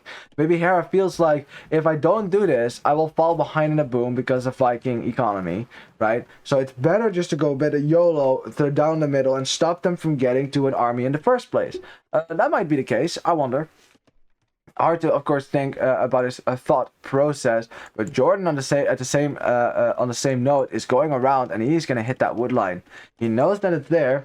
He knows that it's there. He knows that wood is being taken there. And worse still, if Hera overchops that, well, JorDan could just run right in. Oh, JorDan, if he waits a little bit. Hera's still attacking on the front, also with a ram as well, so he wants to push through it here. Again, JorDan, click that tree. Wait. Oh, but Hera sees it. He freaking sees it, of course, because he's paying attention. He did not see the crossbows from JorDan anywhere here, so he knew. Those crossbows must be at home somewhere, and he was paying attention to the minimap. That's what he always says, like, I'm looking at the minimap, and if I see red, right, which you see red on the right side, immediately react to it. Very smart from Hera. Well, and at the same time, still holding on the front with a mangonel, making it difficult to fight against the battering ram, because, well, extra damage versus siege. Mangonel coming out from Hera as well. He's sending back his knights to deal with this mangonel shot on the left. Oh, JorDan! Narrowly missing that shot. Lucky for him. Oh, but it's choke point. Oh, Mangonel. If only it had more range, that would have been beautiful. But yeah, Mangonel is not as fast as the crossbows. Crossbows can run away from this. Oh, JorDan. Hera, JorDan, someone, anyone, no one. Hera didn't react to it either. Oh god. Okay, well, the knights get in now. They have +2, so let's see how that's gonna go here. At the same time, probably players were distracted on the front. I'm not sure what happened to JorDan's mangonel, but it is gone. Hera is in with the crossbow. At the same time, is chasing this crossbow army with the knights. Let's see. It is. Yeah, it's 19 knights versus 18 crossbows versus 6 knights here. So, Scorpions are still alive. Mangonel here from Hera again to besiege the town center, and JorDan 73 villagers. Hera 51. So Hera's aggression better work, but this is a really nice clear up here for Hera if he gets it though. 3 knights. Oh no, he's not gonna get it. Is he? Or is he? Wait. Lion is also helping. I guess he gets the clear up. Barely though, but he gets the clear up, and that's all that counts. And that is a nice clear up for Hera, because JorDan needed those crossbows to defend himself. But oh, JorDan is going to be like, I am done with your push. I am going to drop a castle in your face. And that's that. That will be the end of that. And Hera now sees that. He can't deny it with the mangonel. He can't get close. Okay, he can actually kind of deny it. Never mind that then.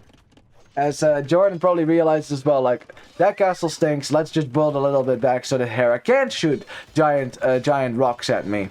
As Hera's desperately trying to force his way through this building right now with the knights, the mangonel, the ram coming back as well. JorDan committing more villages to this castle. He needs to get this castle up though. If he can't get the castle up, that's a problem. House walling behind this though, using the mangonel now to get the villagers behind the castle at 69%. Nice. As the knights come in here, Hera wants to stop this castle, because if he can't stop this castle, then he's in trouble, because he can't stop this push and the castle goes up. Ah, crap. Okay. Well, good for JorDan though. Good for JorDan, because this castle will keep the front of his base protected now. Hera losing a lot of siege here. And now you're 30 villages behind, and you won't be able to push your opponent really easily. I mean, JorDan has some villagers down here that could get raided, so nice for Hera to find these villagers out here and yeah, getting a bunch of kills. Definitely a better eco KD for Hera than it is for JorDan, but still 84 villagers for JorDan, 56 for Hera only. And JorDan, he will be able to defend himself, kill the knights, and an all-in castle age only works if your opponent does not have a castle. Unless you ram push it, yes, but that is difficult against an opponent who can make berserks.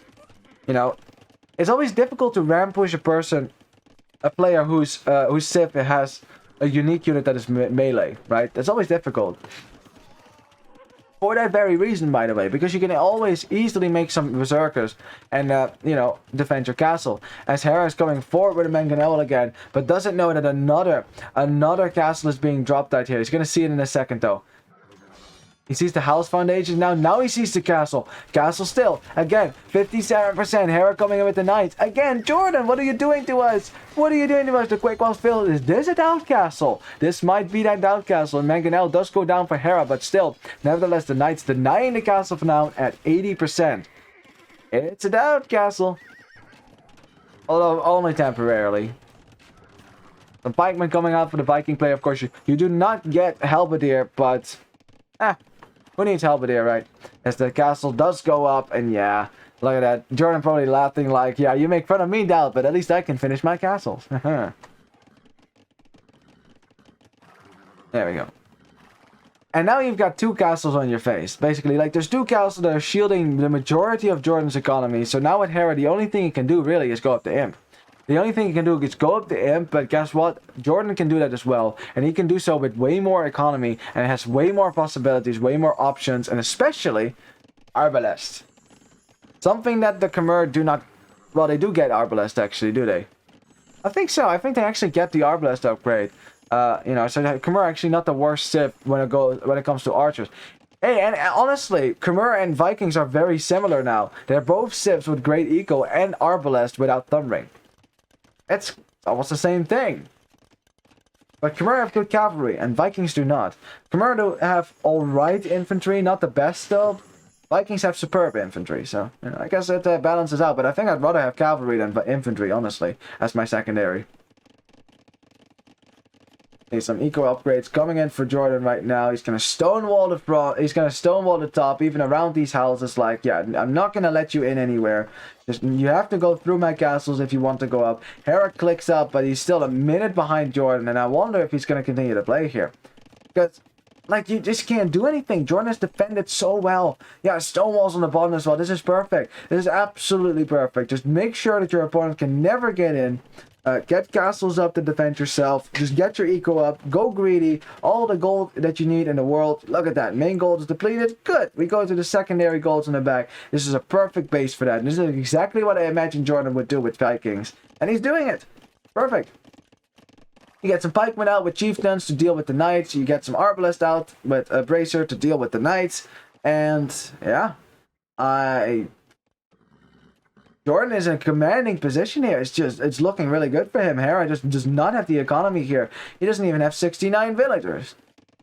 that might save him, because that's nice. As Hera is going to go come forward here with villagers for a forward castle that's going to go up somewhere near this castle, I guess. So he wants to start ram pushing, or trap pushing, or not ram pushing, trap pushing his opponent. But that's 2 castles, and the Vikings are going to get the imp before you.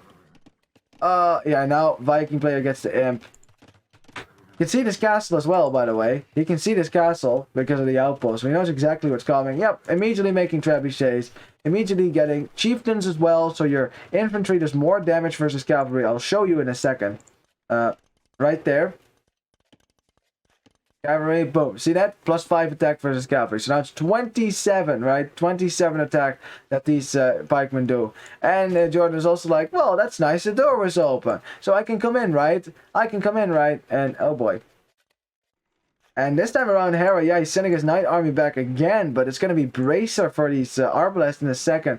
It's not Arbalest yet, actually. He didn't get that upgrade. It's quite heavy on the food, to be honest. As, yeah, Trap's already out. And Hera's like, yeah, GG. GG, that doesn't work. That's not going to work for me. My all-in, well, siege push down the middle did not work. Vikings got ahead of me. And yeah, a win for JorDan there without, even with a negative KD. Still, it wasn't too difficult, I'd say. He played it well, stuck to his strategy, gets castles up at a critical points, kept his economy alive. You know, stone walls on the sides, and then you just start pushing down the middle. It's as simple as it gets, really. This is what Vikings are made to do. Yeah, and Hera tried. You know, he tried. He got pretty close as well, denying that first castle. Even got close denying that second castle, but yeah.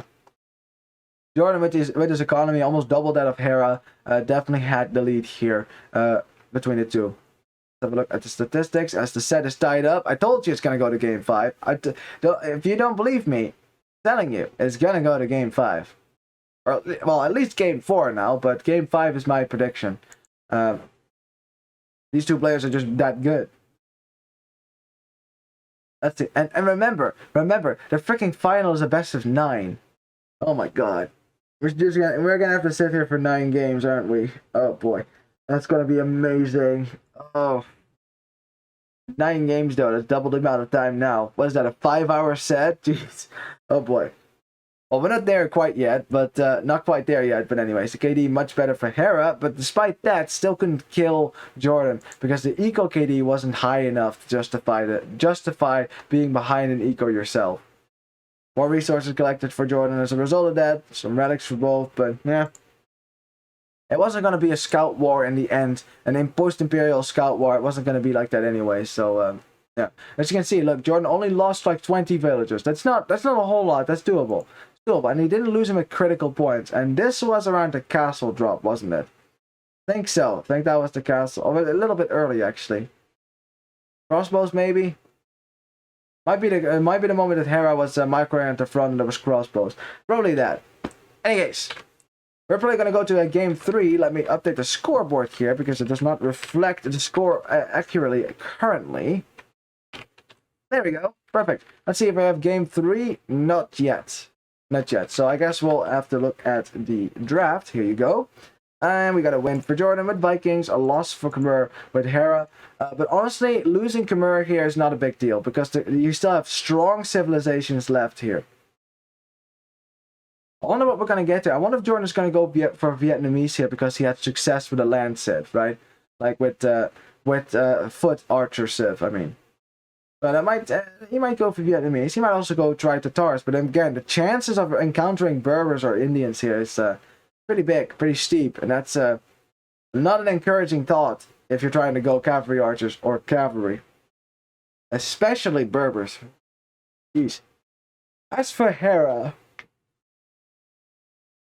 I don't know. I'm not sure what he's going to go for. I mean, the chances of him going for a cavalry civ, of course, are higher than him going for Ethiopians, but that's still in the back of his pocket. And Hera, of course, is very dangerous with crossbow civs, so it's likely that he might pick one of those. Yeah, we still have Malians and Byzantines. Where do we place that? Let's see. Malians would do okay against Indians, I guess, because they can at least match the camels. Berbers is difficult because Berbers make way more camels than you could ever do. Lithuanians, yes, but only if you can get to Faremba heavy camel, you know, like really. Although in the mid game, if you can stop them from getting relics, that works as well. Somalians has some options as well. I don't think you want to use them against Ethiopians. I think Vietnamese probably the better set for that, because Vietnamese have better counter units to the crossbow / arbalest ball that Ethiopians are likely to spawn. Of course, I'm talking about the rattan archers, right? Which has high pierce armor and as a result is an anti-archer archer. Which is such a mouthful to say. And then Byzantines, right? I mean, Byzantines can also spam cavalry and things like that, so I don't know. And also trash, so we'll see. Yeah. And then Tatars. Yeah, the thing with Tatars, if JorDan is going to go for Tatars, he needs to make absolutely sure that Hera's not going to pick Berbers. You know, because it's like, yes, you can win, but it's an unnecessary challenge to yourself, even like especially because you have better civs to deal with Berbers. Like Malians and Byzantines should do better there. So I guess we'll have to see. Still no game 2 though. Let's see if they have already made a lobby, or if they're having some technical difficulties or something like that. Let's see. I sometimes forget what scene I'm on, and then you guys get to see stuff as well. It's okay though, I have nothing to hide. As yeah, they have the lobby already, but looks like Hera isn't in there. Hera isn't in the lobby yet, so Brasini is, so that's good. Still no. Instead, we have a guy named. I'm not gonna dox his account. Someone else, but let's just say he is probably not in the last top 16 of King of the Desert 4. Not with an elo under 1,000. Nothing against people under 1,000 elo, obviously, but well, yeah, you're not gonna be able to beat someone that is 2,000 something. Crazy. Yeah, so we'll just have to wait for that. Let me see if they're talking about that in the chat. Okay, so let's see if someone is gonna comment on this and ask what the ETA is. Let's see. Someone's gonna ask. Yeah, I don't want to be pushy. No, any info why we have a small break at Crescini? Okay, yeah, that's good. We want to know. Let's see what Crescini is gonna tell us. Because if we do get a small break, then I'd like to go to the toilet. Because I kind of have to. I know that's TMI, but yeah.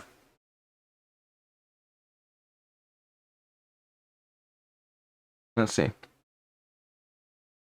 Not getting a response just yet. That's the thing, right? I can see the lobby, but it's only JorDan in there and Crescini, but I'm not seeing Hera. Unless it's a Hera Smurf account? Maybe.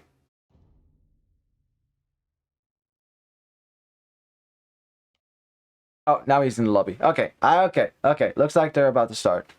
I think we're good. I just gotta refresh it there. Yeah, game 3, lobby is there. Perfect stuff. Let's see if I can already find if the game has started. Yeah. Oh no. Whoops. Have to wait for a second, and then the game gonna get started without too much delay. Hey, that happens sometimes. It's the thing with live games is that you're never in control of when games really start. You know, you're always depending on players to actually start games, and sometimes stuff happens. Sometimes players want to get up and they want to walk around and they want to go for a smoke break. Hashtag backed. So that is always the reality of it. I must say, for so far, most of the tournament has gone swimmingly. Although on day 1, I remember that there was a lot of delay here and there. Like they had a lot of difficulty at the start of the stream, especially. I remember that. You know, I was kind of happy that I wasn't there because that way I didn't have to deal with that. Anyway, we got the game. Awesome.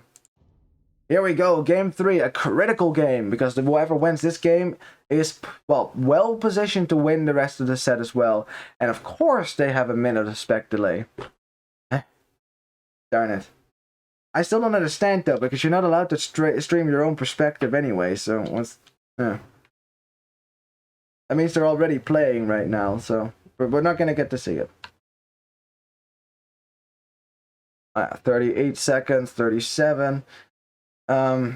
yeah, but I haven't seen the civilizations yet for the 2 players, but Hey, you heard my predictions. I think a cavalry set for Hera. I think maybe, if Jordan thinks he can do cavalry archers, he might gamble. But again, chances of encountering Berbers here are significant, significant. And every time you don't use Tatars and Hera doesn't use Berbers, the chances get higher and higher. So that's there too.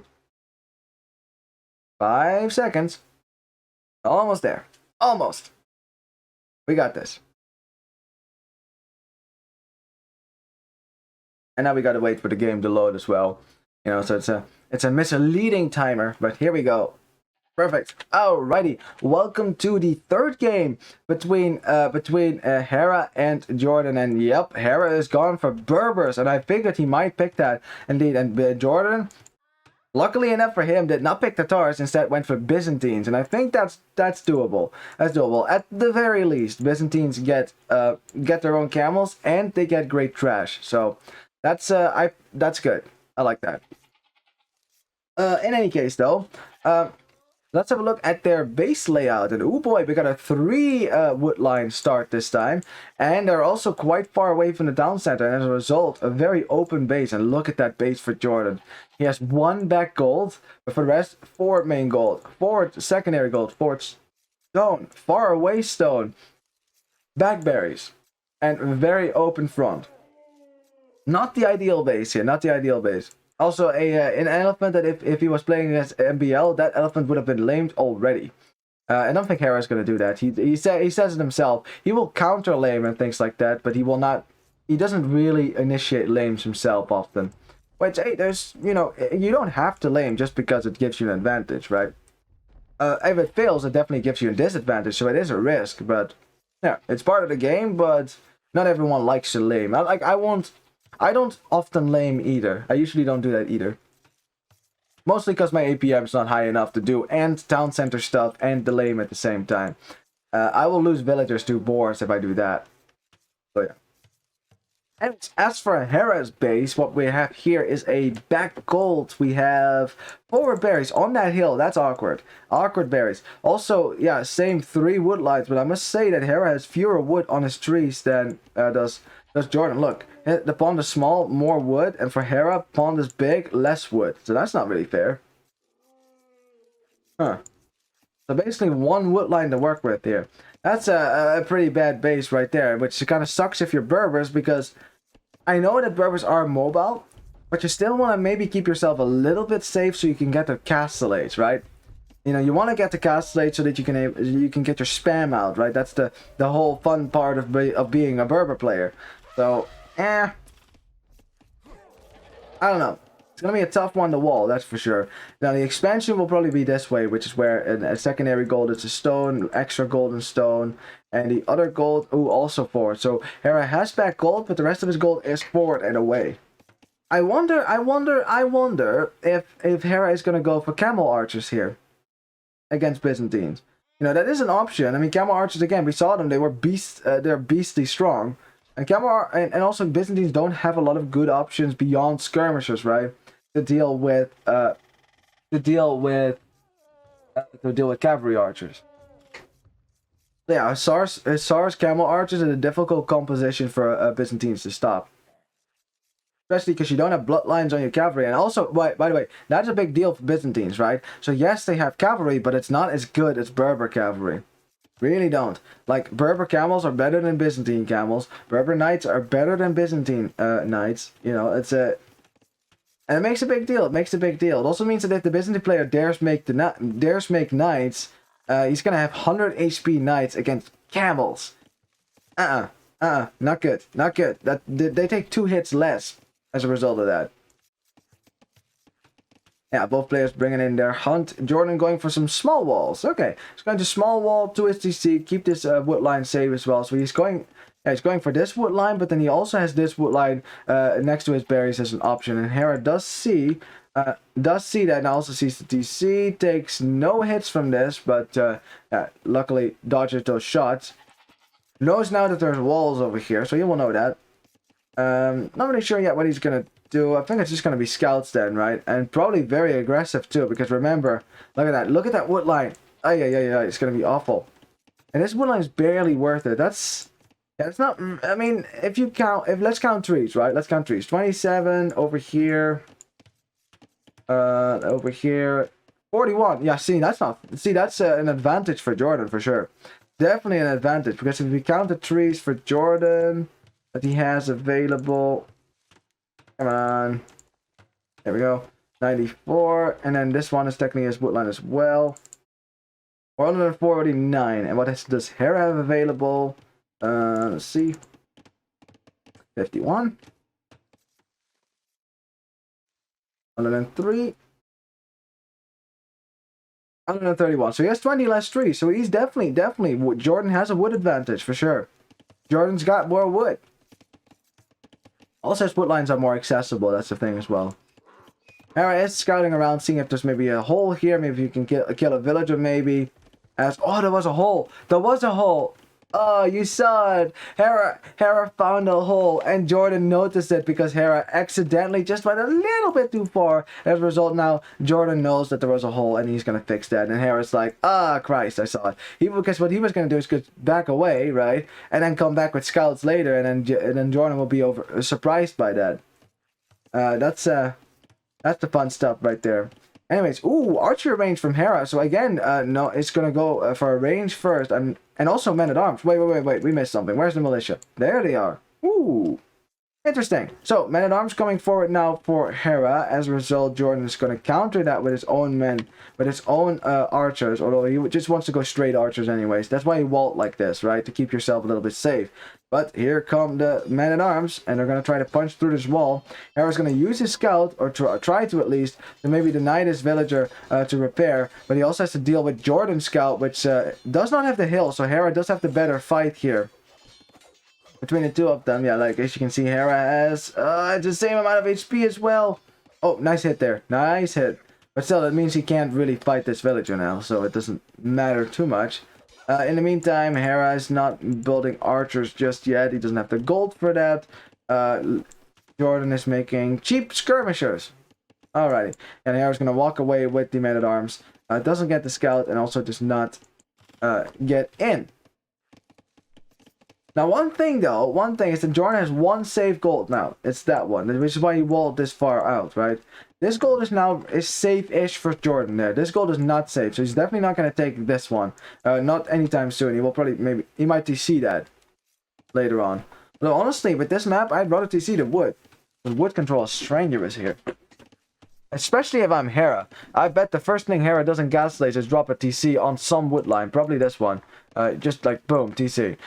Something, right? Or maybe over here, boom. It doesn't fit because of the hills. That sucks. Anyways, ooh, JorDan trying to block the men-at-arms, but they do make it through here. And also almost get a villager. No, don't get the villager. They're just gonna run away from, well, trying to dodge as many shots as JorDan runs away. Another villager is gonna get blocked by the skirmishers. No, microing them apart, and JorDan not losing the villager. So Hera in the end does not get value, but still get some idle time, I guess, but yeah, he still loses 4 units, doesn't get a single kill, so it's still better for JorDan. And I know that Hera, if he had scouts right now, he would definitely go and look for that 1 HP villager. You know, so he's gonna look for it. And Hera, yeah, the score says he's leading, but it's it's so close right now. 28 villagers for JorDan, 27 for Hera. Hera had a bit of idle TC time as well, which is why that was the case. He's making skirmishes himself right now because he can't afford to make anything else. He's getting his wood upgrade as well, and also just I don't know. It just felt like he was going to go scouts and then switched into archers, but then his economy kind of got strained as a result of that. Because men-at-arms is a really tight build. It really is. It's a tight build. You can't really afford Horse Collar, which is why you didn't get that upgrade, right? But if that was the plan all along, then all right. But it felt like he was gonna go scouts here, especially with an aggressive map like this.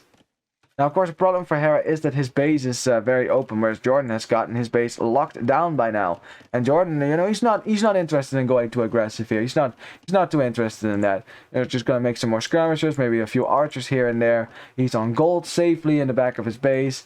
Hera is trying to get his map walled a little bit, but again, one wood line to work with, right? One wood line. Because this wood line is barely worth it, and this wood line is too unsafe. So Hera will have to find a way to get to the next stage here without taking too much damage so we can drop some TCs. Maybe a TC even over here. This woodline and that gold. But that is risky, right? That's risky. My TC would go up. If it could go up, I would put it right there. But this freaking hill makes it impossible. Like this TC spot right there would be perfect. Woodline, gold. Freaking hill. Yeah, that's just King of the Desert for you.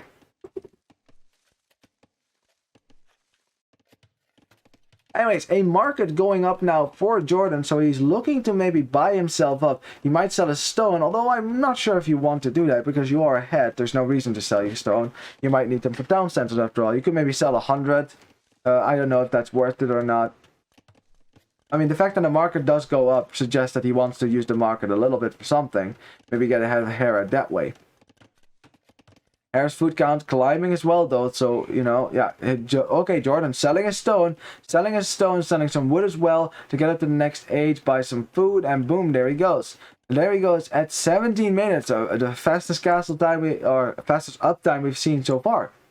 And Hera, yeah, he's not quite there yet. He's going to be a bit delayed now compared to JorDan. He probably saw that as well. JorDan's score dipping below his, which it was above him for a while. Hera also walling off most of his map. You know, he's slowly getting his crappy map walled. You know, it wasn't a very good map. He's still alive though, and now he's in Castle Age, a time that Berbers can shine. And I wonder what JorDan's plan is here to deal with the Berber spam. We have a hole in the wood line, but the skirmishers cannot get in there.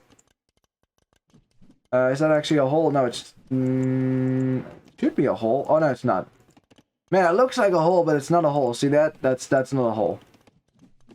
Skirmish is still being very annoying in the wood line, but in the end, it's still Hera's economy that is more inefficient. And the reason for that is also because of this wood line. This wood line is not very efficient. That's why the worker efficiency last minute is lower for Hera than it is for JorDan. Because JorDan has 2 lumber camps, and I know Hera didn't really have a lot of choice here, but I mean, we still have to say JorDan's lumber economy is much more healthy. Yeah, it would not surprise me if Hera's going to try to drop a TC here somewhere. Maybe on the front of this wood line, maybe on the front of this gold, maybe on this wood line, something. As JorDan is making archers, as we have a little skirmish, a literal one in the middle of the map. Skirmish between skirmishes, as you can see.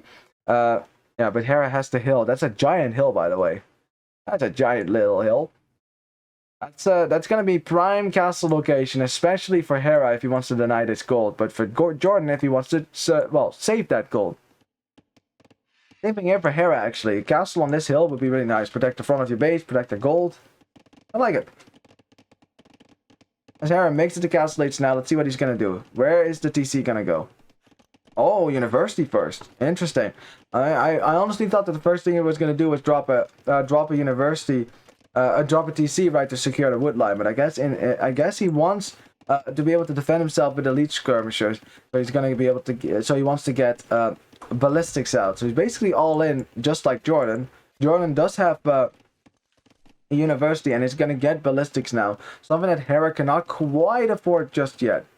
He can't afford to take the fight here either against this army for JorDan. But if he gets elite skirm, then he should be able to. 10 versus 7 plus 7 crossbows. I think he would still win there. Depending on the micro.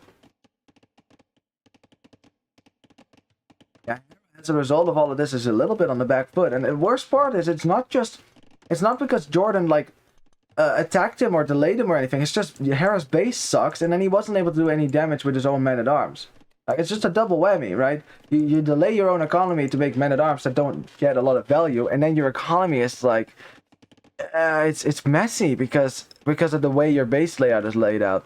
So Hera, he's getting all these upgrades first, right? So he can defend himself at least with the skirmishers, with ballistics, with all the upgrades in Castle Age. So that's good.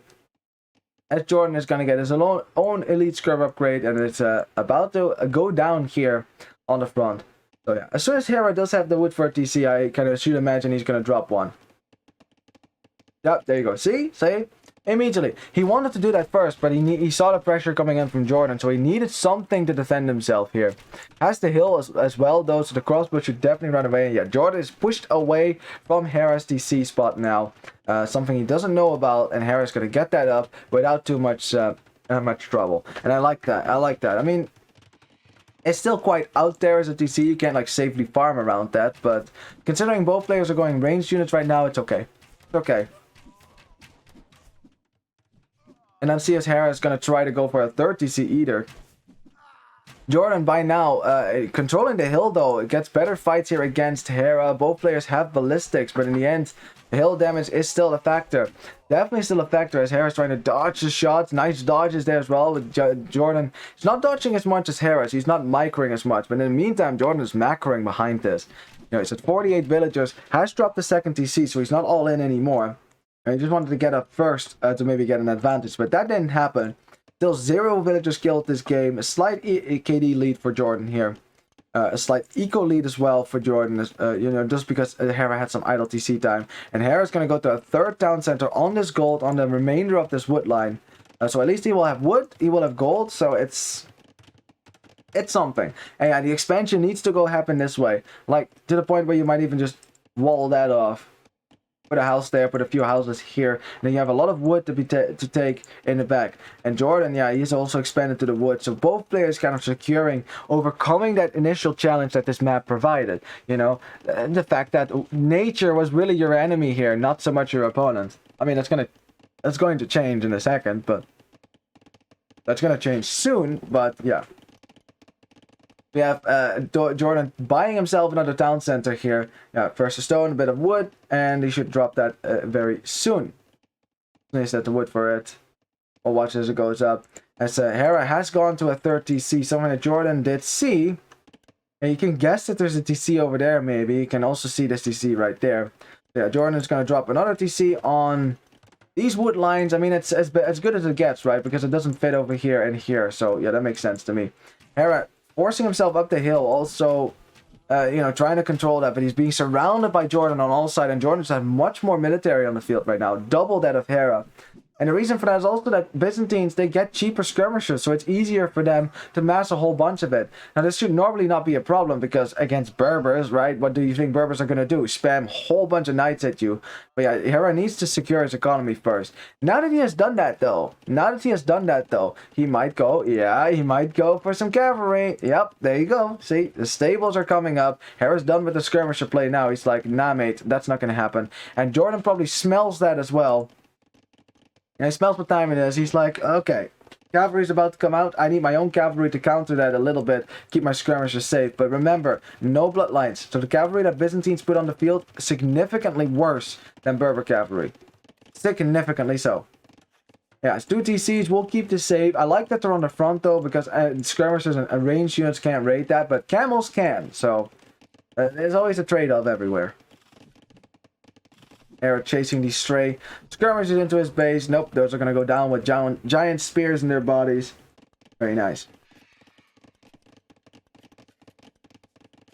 That's some, well, we got JorDan walking his skirmishers back for now. He's getting his own stables out, so both players switching into cavalry now. But see, this favors the Berber player. This favors the Berber player, who also has a slight villager lead right now. JorDan at 69 villagers. Nice. And Hera at 74. So Hera is slightly ahead there than JorDan. JorDan still hasn't been able to kill a single villager, but neither has Hera. So at least it's even at that regard. Hera also wants to get a relic, and both players are going to be showing their macro skills right now. Like, who is going to get to a nice vill count first here to be able to spam stuff? Yeah, and that's the thing. JorDan, he knows if he goes for knights, that just gets killed. That just gets killed by the camels from the Berber player, which I presume will come out at some point here, as Hera gets housed and angrily drops 5 houses to make sure he never gets housed again, until he gets 25 units later here.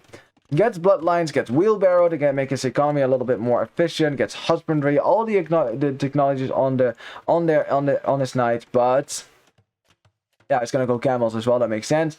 But JorDan has way more camels out already. He's also bringing in some relics, so this is a way more passive game between the two.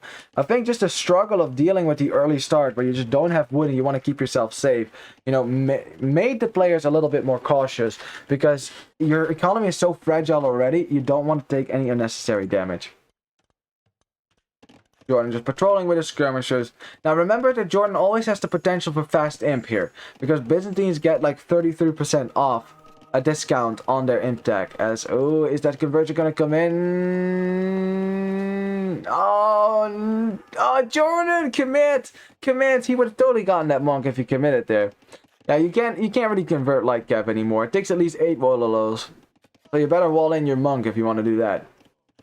Oh, another town center now for Hera on his extra gold. It could have gone on the other side maybe for the wood line. But it doesn't matter. Doesn't matter. I like it. He's just gonna go for a mega boom here then.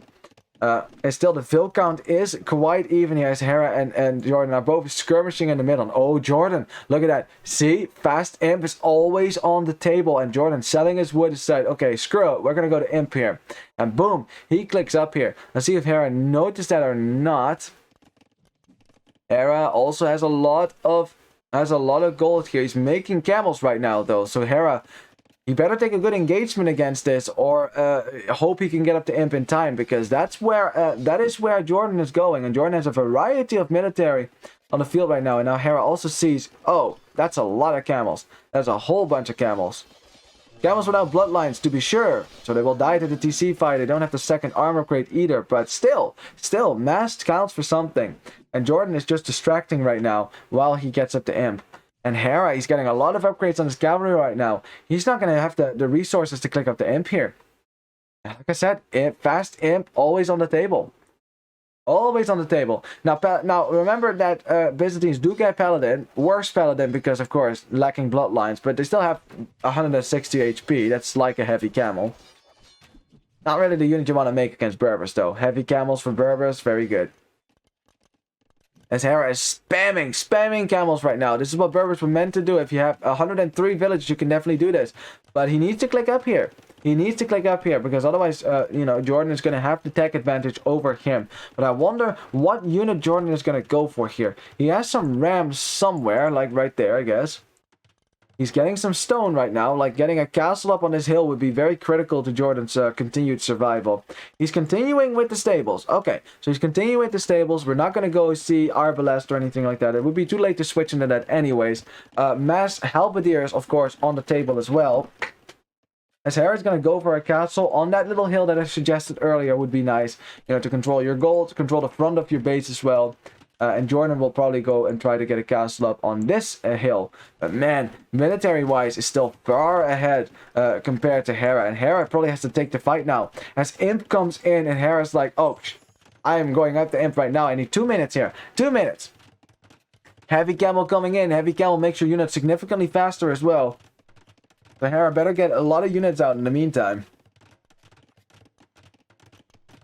As JorDan is sending his military around the side here, you know, to raid maybe in the left of Hera's economy. And now you wish probably you have some walls up, some houses here to create some choke points perhaps.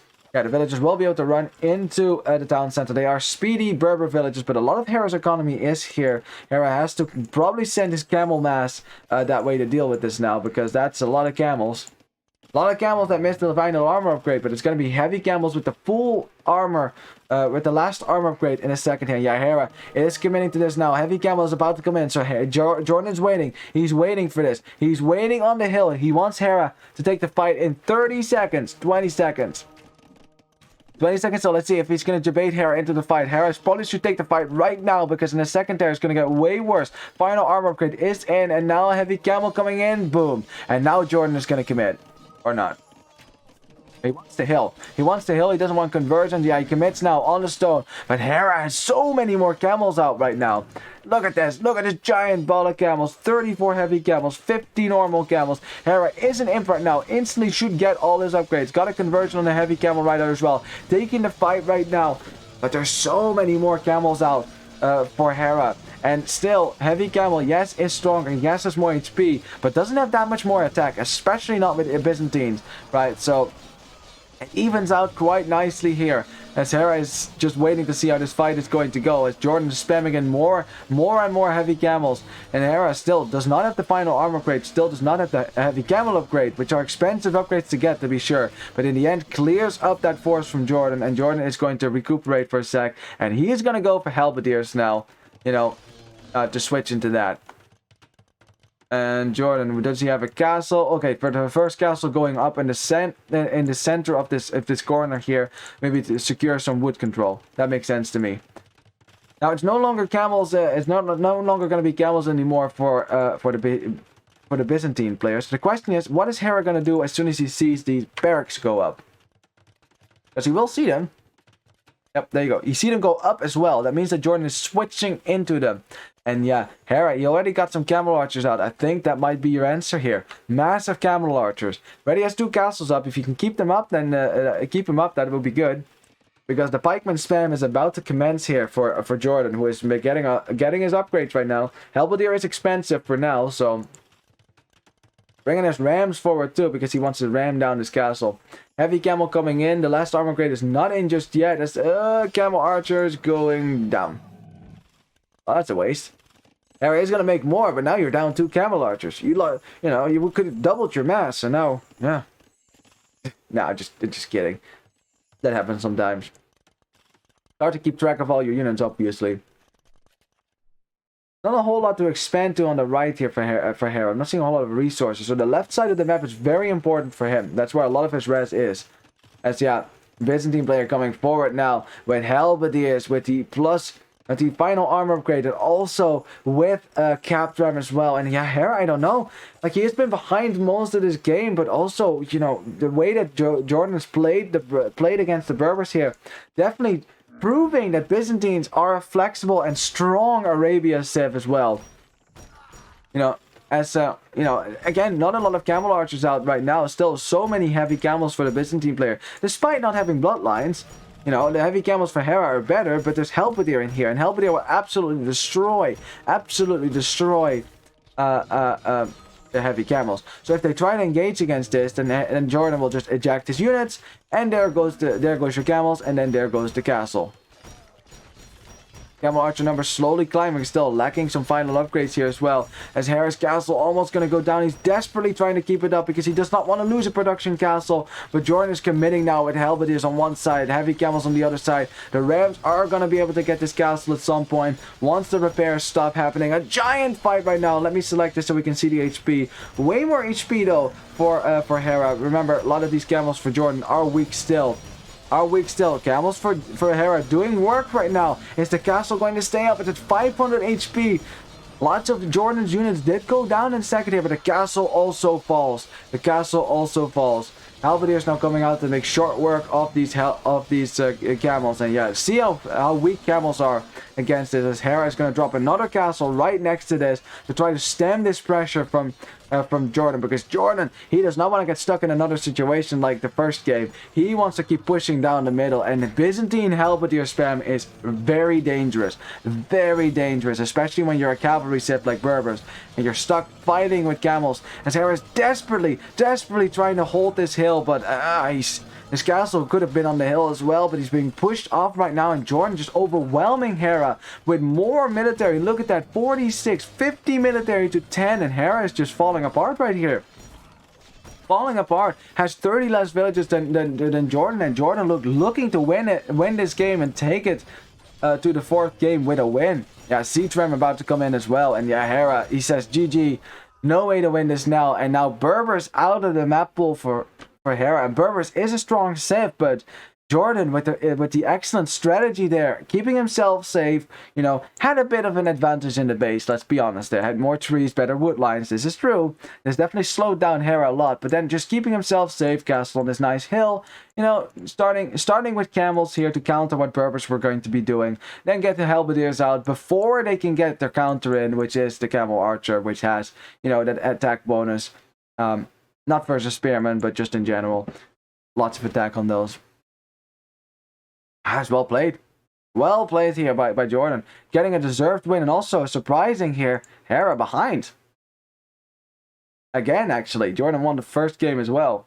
Wait, no. No. Wait. There we go. That's better. I was confused. Wait, wasn't Hera blue in the first game? Oh, they switched colors. There. I was confused. Like Hera. Wait, Hera's blue. Wasn't he red? Wait, what? Okay, so yeah, Hera won the first game, but JorDan winning the next two games with very good strategy from him. And Hera is going to is definitely going to have to rethink how he's going to approach JorDan here. And like I said, just because I said that if we go by earlier tournament performances between Hera and JorDan, you know, that Hera should have the advantage, that Hera should be the favorite, doesn't mean that JorDan can't come back. And I told you that JorDan was a dangerous player you cannot underestimate. And Hera is now going to have to fight to remain into the set. Now this is a winners final of the group stage, so it's not like Hera will be out if he loses here, but that does mean he has to go to a decider and play another game in which he can actually get eliminated. So preferably, right? Preferably for both of them, they probably want to win here, you know, to secure their tournament career and go to the final 8. But hey, you don't always have a say in those matters. Only one can win here. Now let's quickly look at the statistics. I think, yeah, KD very even, but Byzantine KD does not have to be pretty. They just need to spam. And look at that army high. Significantly higher than Hera's army high. He just got completely overwhelmed here. Completely overwhelmed. There was nothing that Hera could really do about it anymore. Just lost too many camels in those fights, especially trying to get those castles up, keeping them up as well. Better economy for JorDan behind that. Had more villagers working, and also didn't lose as many villagers as Hera did. And APM wise, boom, very close. But yeah, JorDan also proving he can have high APM like Hera there, like the same kind of peaks. Very nice. Right, let me update the scoreboard. It is now, 1-2 in favor for JorDan, who is technically the lower seeded player, which is why he's player 2. That's just statistics. That doesn't say anything really. I wouldn't care about seeding really. And yep, game 4, perfect. So let's get right started with that. Although there will be probably will be a spec delay, so we might have to get to look at the brackets anyways. If you still want to, if you guys still want to look at that, that's okay. And speculate on what civilizations the players are gonna go for. There we go. Load that. See how much spec delay there is, if any. 0. Okay, well, right into the game it is then. So no break then for Hera. He sometimes does that. Just get up, hydrate, break. But none of that. So here we go. Welcome to the 4th game here between JorDan and Hera. Hera in the blue this time around. JorDan back in the red. So they keep switching colors on us, but I'm good with this. In the blue we have Hera just therefore going as Lithuanians. In the red we have JorDan going as the Vietnamese. Interesting. And now one thing you should know about Vietnamese. You know where your opponent is. Exactly. Which means if you want to lame, you could do that. Now JorDan is not... I'm not sure if JorDan is a lamer boy. I think he's too nice for that. He's such a nice guy. Like, you know, like I think he just doesn't want to lame because it's too nice. That wouldn't be nice. But then again, Hera is Canadian, so he's also nice. Which of the two is nicer then? Is it JorDan or the Canadian? Anyways, that stereotypes aside, let's have a look at the maps here for the players. We got 4 wood lines-ish, although this is hardly what I would call a wood line. It's more like a wood sea, a wood snake, sliver of a wood line.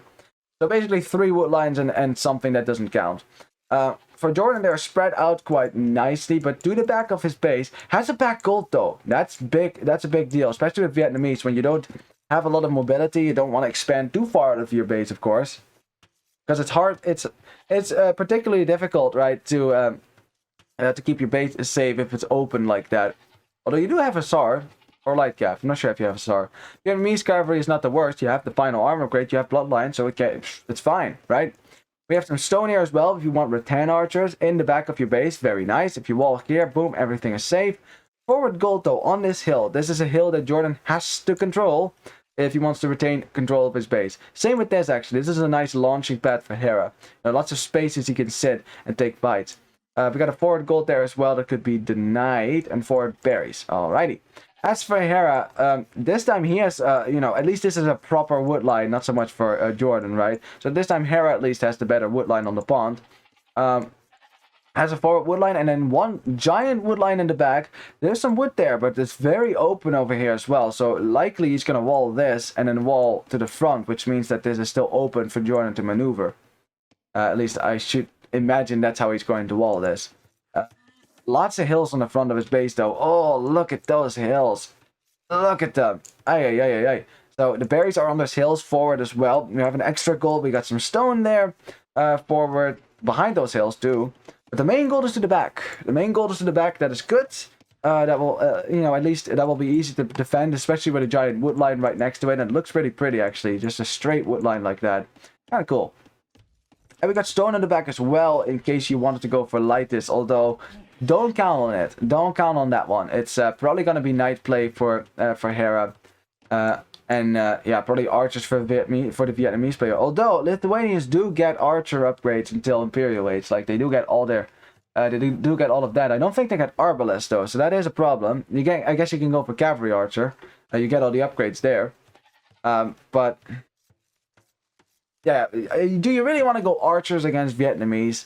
I mean, with the confidence that Hera has, until Castle Age, late Castle Age, yes, you could still go archers, because with crossbows is really good, so that is something that Hera can definitely do. But in Imperial Age, the longer the game goes, the more chance you give the Vietnamese player to get rattan archers out, and rattan archers will absolutely shred every archer you make.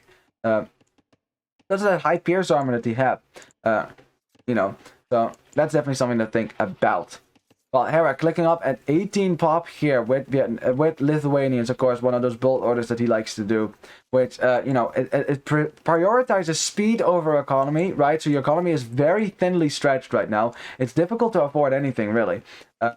But you can get some scouts out faster that way with Lithuanians, because you use that extra food that they get at the start of the game. That's the whole idea behind it. Again, thinly spread economy. Thinly spread. You still need to build your barracks. You still need to afford your stable as well, which he's almost there. Yeah, the barracks is going to go up right now. That should go up. Then a stable. Hopefully he has the wood for that. 7 lumberjacks. It's going to be tight. It's going to be tight. It's a tight build order. But if you can pull it off, then you have scouts on the field, almost before your opponent gets to field late. Look at that. It's like a 2 minute of difference here almost between JorDan and Hera. With JorDan just going up at a normal 21 pop, which should be... What are we going to do here, JorDan? Is that going to be straight archers for you? Yeah, barracks going up right now. I don't think that's going to be men-at-arms, so he's not on gold either. So I guess straight into archers. Or are we doing a slower scout build? Is that it? Because the enemies could do that. They could. The big deal here is getting bloodlines or not. That usually decides on whether going scouts is a good idea or not. Okay, stable... wood upgrade. Can't quite afford you can't quite afford horse collar just yet if you want to keep creating villagers. You also want to make scouts as well, right? That's the important part, as these villagers are still busy collecting sheep here. This is the important part as well. Now JorDan is not walled, but he's walling in the majority of his economy as well, a little bit at least, as JorDan is also keeping his scout a little bit safe under his TC, so the Hera can't snipe it. He can't be caught off guard, and then in about 15 seconds, he can go scout around and maybe fight Hera's scout, and maybe get some HP off of Hera's early scouts. Because, of course, if you can damage, right, if you can damage the early scout, like the first scout here for Hera, which is an integral part of his scout rush as well, then it's going to take longer before he has an effective scout rush again. As Hera's trying to go for some of the hill bonus attack, gets the hill attack though, and JorDan has to run away now. And Hera also attacking this villager. He can't kill her, but he's bringing in another scout here as well. Ooh, but JorDan walled in everything. And now he's going to quick wall in the villager. Well, it doesn't matter because that scout can't fight it. But oh, hole. JorDan, he wants to wall it, but that's not going to happen. That villager has to run away now. A spearman here though to do damage. And, oh yeah, but JorDan, very careful with that villager now. Hera wants her. He wants to kill that villager, alright. He has 3 scouts circling around like vultures. Look at that. Circling around like vultures, and is it going to go up? No. House denied. It's on 6 HP though, so Hera could always escape if he wanted to. But he's totally fine now. Got his kill with his scouts. This scout can easily kill this house, so that's fine too. Going to look for some other damage somewhere else. As JorDan, did he make a new scout actually? Oh, he is actually going scouts. Woo! I wondered if it was maybe a late scout rush. As yeah, the house goes down, but the spearman gets a kill. Very nice. as JorDan kills one of Hera's scouts, but Hera in the back of JorDan's base will stay around. Now Hera using all this time to maybe wall up a little bit, using his woodline as well. Like I said, this was how he was going to wall. Has the gold in the back to keep that safe. And also your scouts against Vietnamese, and Vietnamese are scouts against you, which the Lithuanians will be okay with. It's okay. Of course, JorDan is also making a bunch of spearmen to protect his walling villages so he can get his walls up. I like the wall over here, you know, because that keeps a lot of economy safe, especially this back gold, which I would be very happy with. And JorDan probably going to wall this side as well, and then boom, you have a very safe economy. And also, again, a safe back gold. A safe back gold so you don't have to go to this risky forward gold, because risky it is. Risky it very much is. Yeah, I like it. Yeah, so far Hera not going to be able to do a whole lot of damage here. Is there a whole lot of damage, lel. Well, in any case, scouts make it in, and Hera's like, ooh, we could maybe snipe another villager. JorDan's gonna try to run her away. Hera blocking with the other scout, tries to get the Phil snipe, gets her, boop, worth it, and runs away like a boss through the, well, okay, not like a boss. Okay, this villager's this scout kind of dumb. Okay, I was gonna run away now. With 1 HP, no, 2 HP running away, as JorDan is chasing that with multiple scouts at the same time. But Hera is getting there. He's getting walled up right now, but he's not walled yet. He's not walled quite yet, so he's drawing the scouts. This is smart. He's drawing the scouts to the north because he's walled over there. He's walled on this end, so the scouts can't do any damage down here. And instead, he is walling up the south where he was still vulnerable, protecting that with a spear as well. That's good. That's smart, right? You distract your opponent, you know, from attacking where you want, where they want to attack. And now, yeah, Hera's fully walled. This is fine. Now, Hera is on 1 wood line. That is, again, 1 lumber camp, 1 wood line. That is a problem. Of course, this wood line is giant, so it's alright, I guess, but still, kind of the same thing as last time, whereas the wood economy for the Vietnamese player is going to be much better here. As, ooh, Scout almost getting a kill on the villager that was building an archery range. Of course, JorDan, you know, he wants to go to the main gold if he can, but it's good to have backup, right? It's good to have a backup, which he doesn't know about. Yes, he does. Good. Again, all those freaking spearmen pushing away those scouts from Hera. But Hera about to click up here. With all of this, all said and done, you know, he's the one that killed economy here. JorDan losing some villages. And Hera clicking up here is about to get to the castles there. JorDan, yeah, he's not far. He's not anywhere close to this. He's not anywhere close to clicking up. I wonder if he is dropping a market maybe to sell his stone. Nope, can't afford that either. Oh, he is dropping a market. He might sell a stone then to try to catch up a little bit because he's far behind in that regard. We'll see in a second if he's going to sell a stone. Yeah, there goes the stone again. And JorDan once more all in to get up to Castellates in time. And man, Hera, even before 70 minutes, he gets up. Like, these players, they've just been competing to get a faster castle time than the other player. This is just crazy, man. It's just crazy. As JorDan tries to get in through the palisade walls, but that should not be possible. Yeah, okay, there we go. About to say, it should not be possible, but I've seen weirder things. JorDan, realizing he's probably later to Castellates, and he's also going for a unit that needs to be massed here, is making a 3rd archer range. Please don't tell me he's going to go for cavalry archers, though. Don't do it. Don't you dare. That'd be really funny, though. Anyways, yeah, JorDan is just knocking on the gate, just knocking on the wall, just basically keeping Hera honest, as someone would say. As well, I always like to engage against palisade walls that stick out like that because you can actually get more scouts around it and engage with multiple scouts at the same time. You know, that way you can get more damage in and actually, you know, break through the palisade walls at some point. Yeah, waiting for Hera to get to the castle age that he does, and let's see what he does then. He has 2 stables. Not sure what the second one is actually. Am I just being blind right now? Where's it? Oh, right there. Oh, I am blind. I am blind. It blended so nicely in with the farms, I didn't see it. Anyways, it's 2 stables. JorDan also sees that now. He sees that second stable, so he knows what's coming. And he's getting, ooh, he's getting bloodlines right now. Is JorDan going to go knights then? Or what is he going to make knights here? But he's also getting archer upgrades. But he's not been making archer at all here, as he is almost in Castellate. You know, only a minute behind Hera, really. Hera bringing forward the first knights here with some upgrades, bloodlines, and the first armor upgrade. That's good. Yes. No, he's actually doing it. He's pulling a slam. He's using a Southeast Asian Civ to go for cavalry archers. No way. Oh, JorDan. JorDan. I wonder if Hera expects this, because he sees all these extra archery ranges, right? And now, oh, he saw that. He saw it. You could see the unit in the fog of war, just a little bit. You could just see the unit behind the building. You know, the shape was clear. So Hera now knows. Okay. We're making cavalry archers here. We'll have to do something to deal with that, because knights, not the best unit against cavalry archers, because cavalry archers can run away and they do more damage to knights than crossbows do, because of their higher base attack, as you can see. Boom, higher base attack. That's why they also get less bonus damage versus a spearman. It ends up evening out with archers. So cavalry archers are not better at killing spearmen than archers are. Nice how they balanced all of that, you know. Getting all these hidden bonuses here and there to make sure that the units behind the scenes are still balanced. Even though they are better, still different units. Still work differently in practice, but they're still balanced in the end. Is Hera running away with his knights? JorDan does have Balkan arrow now, so Hera probably should get the second armor upgrade if he can afford it. He is idling his DC right now. Or he was a second ago. No, he's getting wheelbarrow. Never mind. He's getting wheelbarrow. Could afford the second armor upgrade now on his knights. That will allow him to chase these cavalry archers a little bit. Yep, there you go. So he is going to continue with knights then. He's going to be searching for relics, which, ooh, JorDan knows as well. He knows what civilization he's up against. He knows I need to stop him from getting to these relics here. So Hera, like really, if you have knights left and they're not doing anything, these knights should be following that monk right now, getting that relic, because he's gonna get punished in a second if he's not paying attention to this, because he can see it now.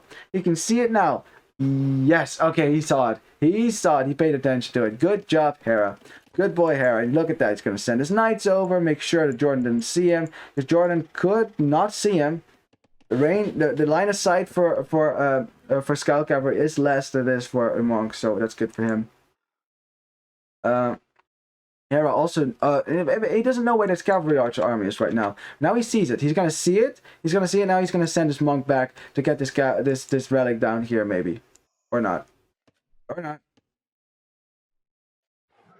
Where's this monk up here actually? Wait a second. Did this monk? Oh, it got a kill, didn't it? It killed the monk, didn't it? Oh, Hera, he didn't. After all that, still loses the monk, and now JorDan knows. Okay, that's the relic he's going for. I should snipe that relic. He is posted out of all these the other relics as well, because he wants to make sure that the Hera doesn't get here, doesn't get to the relics. Because again, any relic that Hera collects gives his knight +1 attack up until the cap of 4. That means you can potentially get 10+6 attack in the Castle Age on your knights. That allows you to kill cavalry archers much quicker than any other knight civ could. Although I don't think Hera is going to prioritize the knights here to kill the cavalry archers. I'm pretty sure he's pretty surprised by the fact that we have Vietnamese cavalry archers right now. Just like Slam. I wonder if Slam and JorDan practice that together or something. I mean, they're both GL, so why not, right? Cavalry archers out here as well. This relic could... Yeah, JorDan knows it's there. He scouted. Wow, look at the scouting already. That's a great scouting as well. What about Hera? Same thing. Both players have scouted a large part of the map. But yeah, Hera, he wants the relics. Now he saw that relic disappear, so he should know that there's a monk right there. JorDan, he's pulling this army this way, but Hera should know. He should know. This monk should be to the south somewhere, but it's so far away already, and then there's cavalry archers.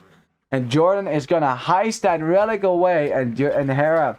He needs at least 2 relics to break even with a normal cavalry civ. Although again, Vietnamese don't get the final attack upgrade either, so I guess it's equal there. Some skirmishers helping out a little bit. They have very few upgrades there. They cannot fight these cavalry archers, honestly. No, they can't. They lack the armor. The monk goes down, and yeah, JorDan is looking strong here. I think like going cavalry archers with Vietnamese is so unprecedented that Hera wasn't really sure what to do about this. Wasn't really sure what to counter with this. As Hera's now going to go to a second town center on the back of his wood line. I like that. That will protect it. Maybe over here would have been better on the gold, but hey, still, that's still a good TC right there. I like that. Yeah, so he's going to try to boom his way out of trouble then. Because again, cavalry archers are expensive units, so you can't really boom early on. With 50 villagers, affording 3 archer range production with cavalry archers is expensive, and then also going for DC and villagers, that is difficult. And also getting all the upgrades at the first start, that's difficult as well. And, oh, Hera, he doesn't know. He doesn't know. He wants to drop a town center on his goal, but he's literally giving JorDan a beautiful target to attack here. No! Oh God, Hera. He's gonna find out the hard way in a second. And look, JorDan can see it. He can see it. So he's like, oh, that is cute. Now there is some skirmishes here, but now suddenly, boom, there comes the army, and Hera's like, oh, how does he know? Monk's pushing away the knights a little bit for now. I mean, JorDan does not want to let his knights be converted there because they could be used against him. Now Hera sees the siege workshop, and now he's like, oh, yeah, that is not the best DC. That is not the best DC spot I've ever chosen. And I mean, he couldn't know. He didn't know. As the Mangonel gets a kill, Ooh, Hera tried to split. Nice attack round there from JorDan. As Hera's trying to go for some. He's trying to go for some conversions. JorDan getting closer and closer with that Mangonel. He wants to get the skirmishers. He wants to get those skirmishers. A conversion coming in as well for Hera, I think, as the Mangonel should go down here. The down center goes up, and JorDan will probably run away from this now. One more shot, one more shot, one more shot. No, no more shot. Yeah, JorDan should probably run away now. Oh, actually, run away. He wins the fight. He wins the fight. What am I saying? Knights are all down. Knights are all down. Even with the second armor grade, like I said, cavalry archers with the higher attack can actually kill knights. And especially when you have 30 of them, what JorDan is getting close to, he can one-shot knights. So Hera is going to have to switch into a whole bunch of skirmishers now to protect himself. It's 60 villagers versus 55. He took some losses there. The Eco KD is... Oh, he didn't take any losses. Never mind. Never mind. No losses whatsoever. I didn't say anything. Talking out of my ass. Yeah, JorDan is like the easiest thing in the world, right? You just drop out a Mangonel and start shooting at the DC. Like, it doesn't get much easier than that. As JorDan is perfectly happy sitting under the DC. He knows that there's not a whole lot of villagers in there, so he's perfectly fine sitting out a little bit. Doesn't have the final armor grade on his cavalry archers yet, though. Ooh, almost a good shot from Hera, but he jumps out and misses again. Aich. That sucks. Now, has the last armor upgrade, or at least the second armor upgrade on his skirmishers. This is important. This is the important upgrade to get here. You need ballistics, you need the second armor upgrade. That's what you need.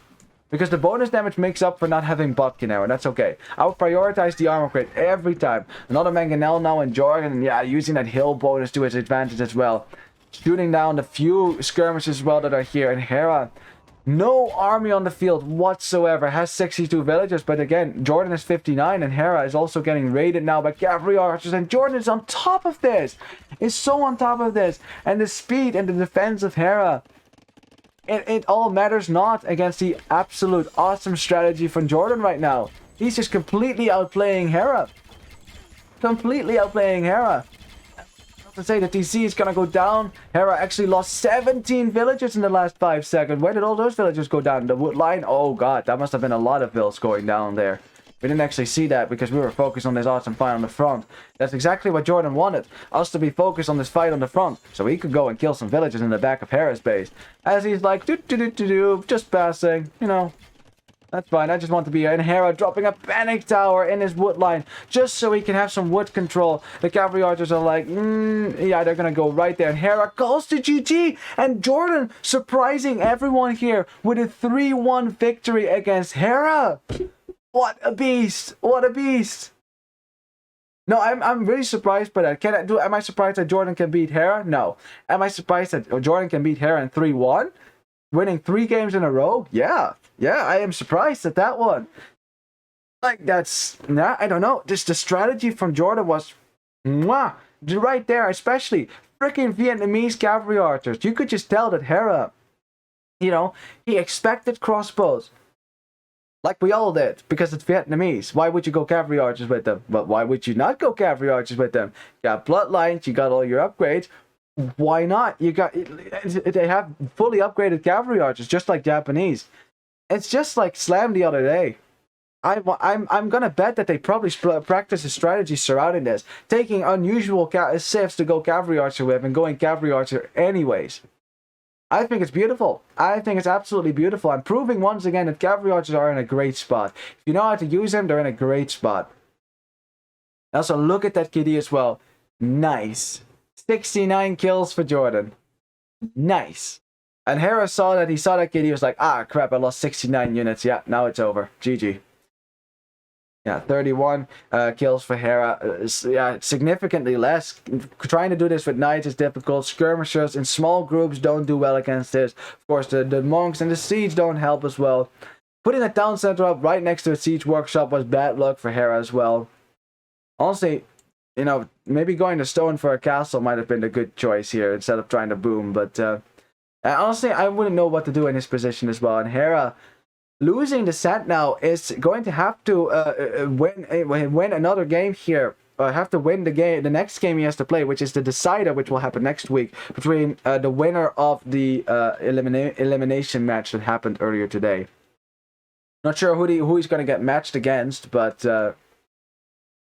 yeah, I'm just saying that's still he's probably going to have to reflect on his play here, because I know Hera can do. I wouldn't say better, because I mean he played really well as well, but I think, you know, especially in the second and the third game, the second and the fourth game here, he took a lot of damage early on as well that allowed JorDan to get the lead with clean play, you know, and then the third game was kind of a wacky game nonetheless. Anyways, you know, like defensive wise, you know, Hera is definitely has some more potential that I know he can pull out of him.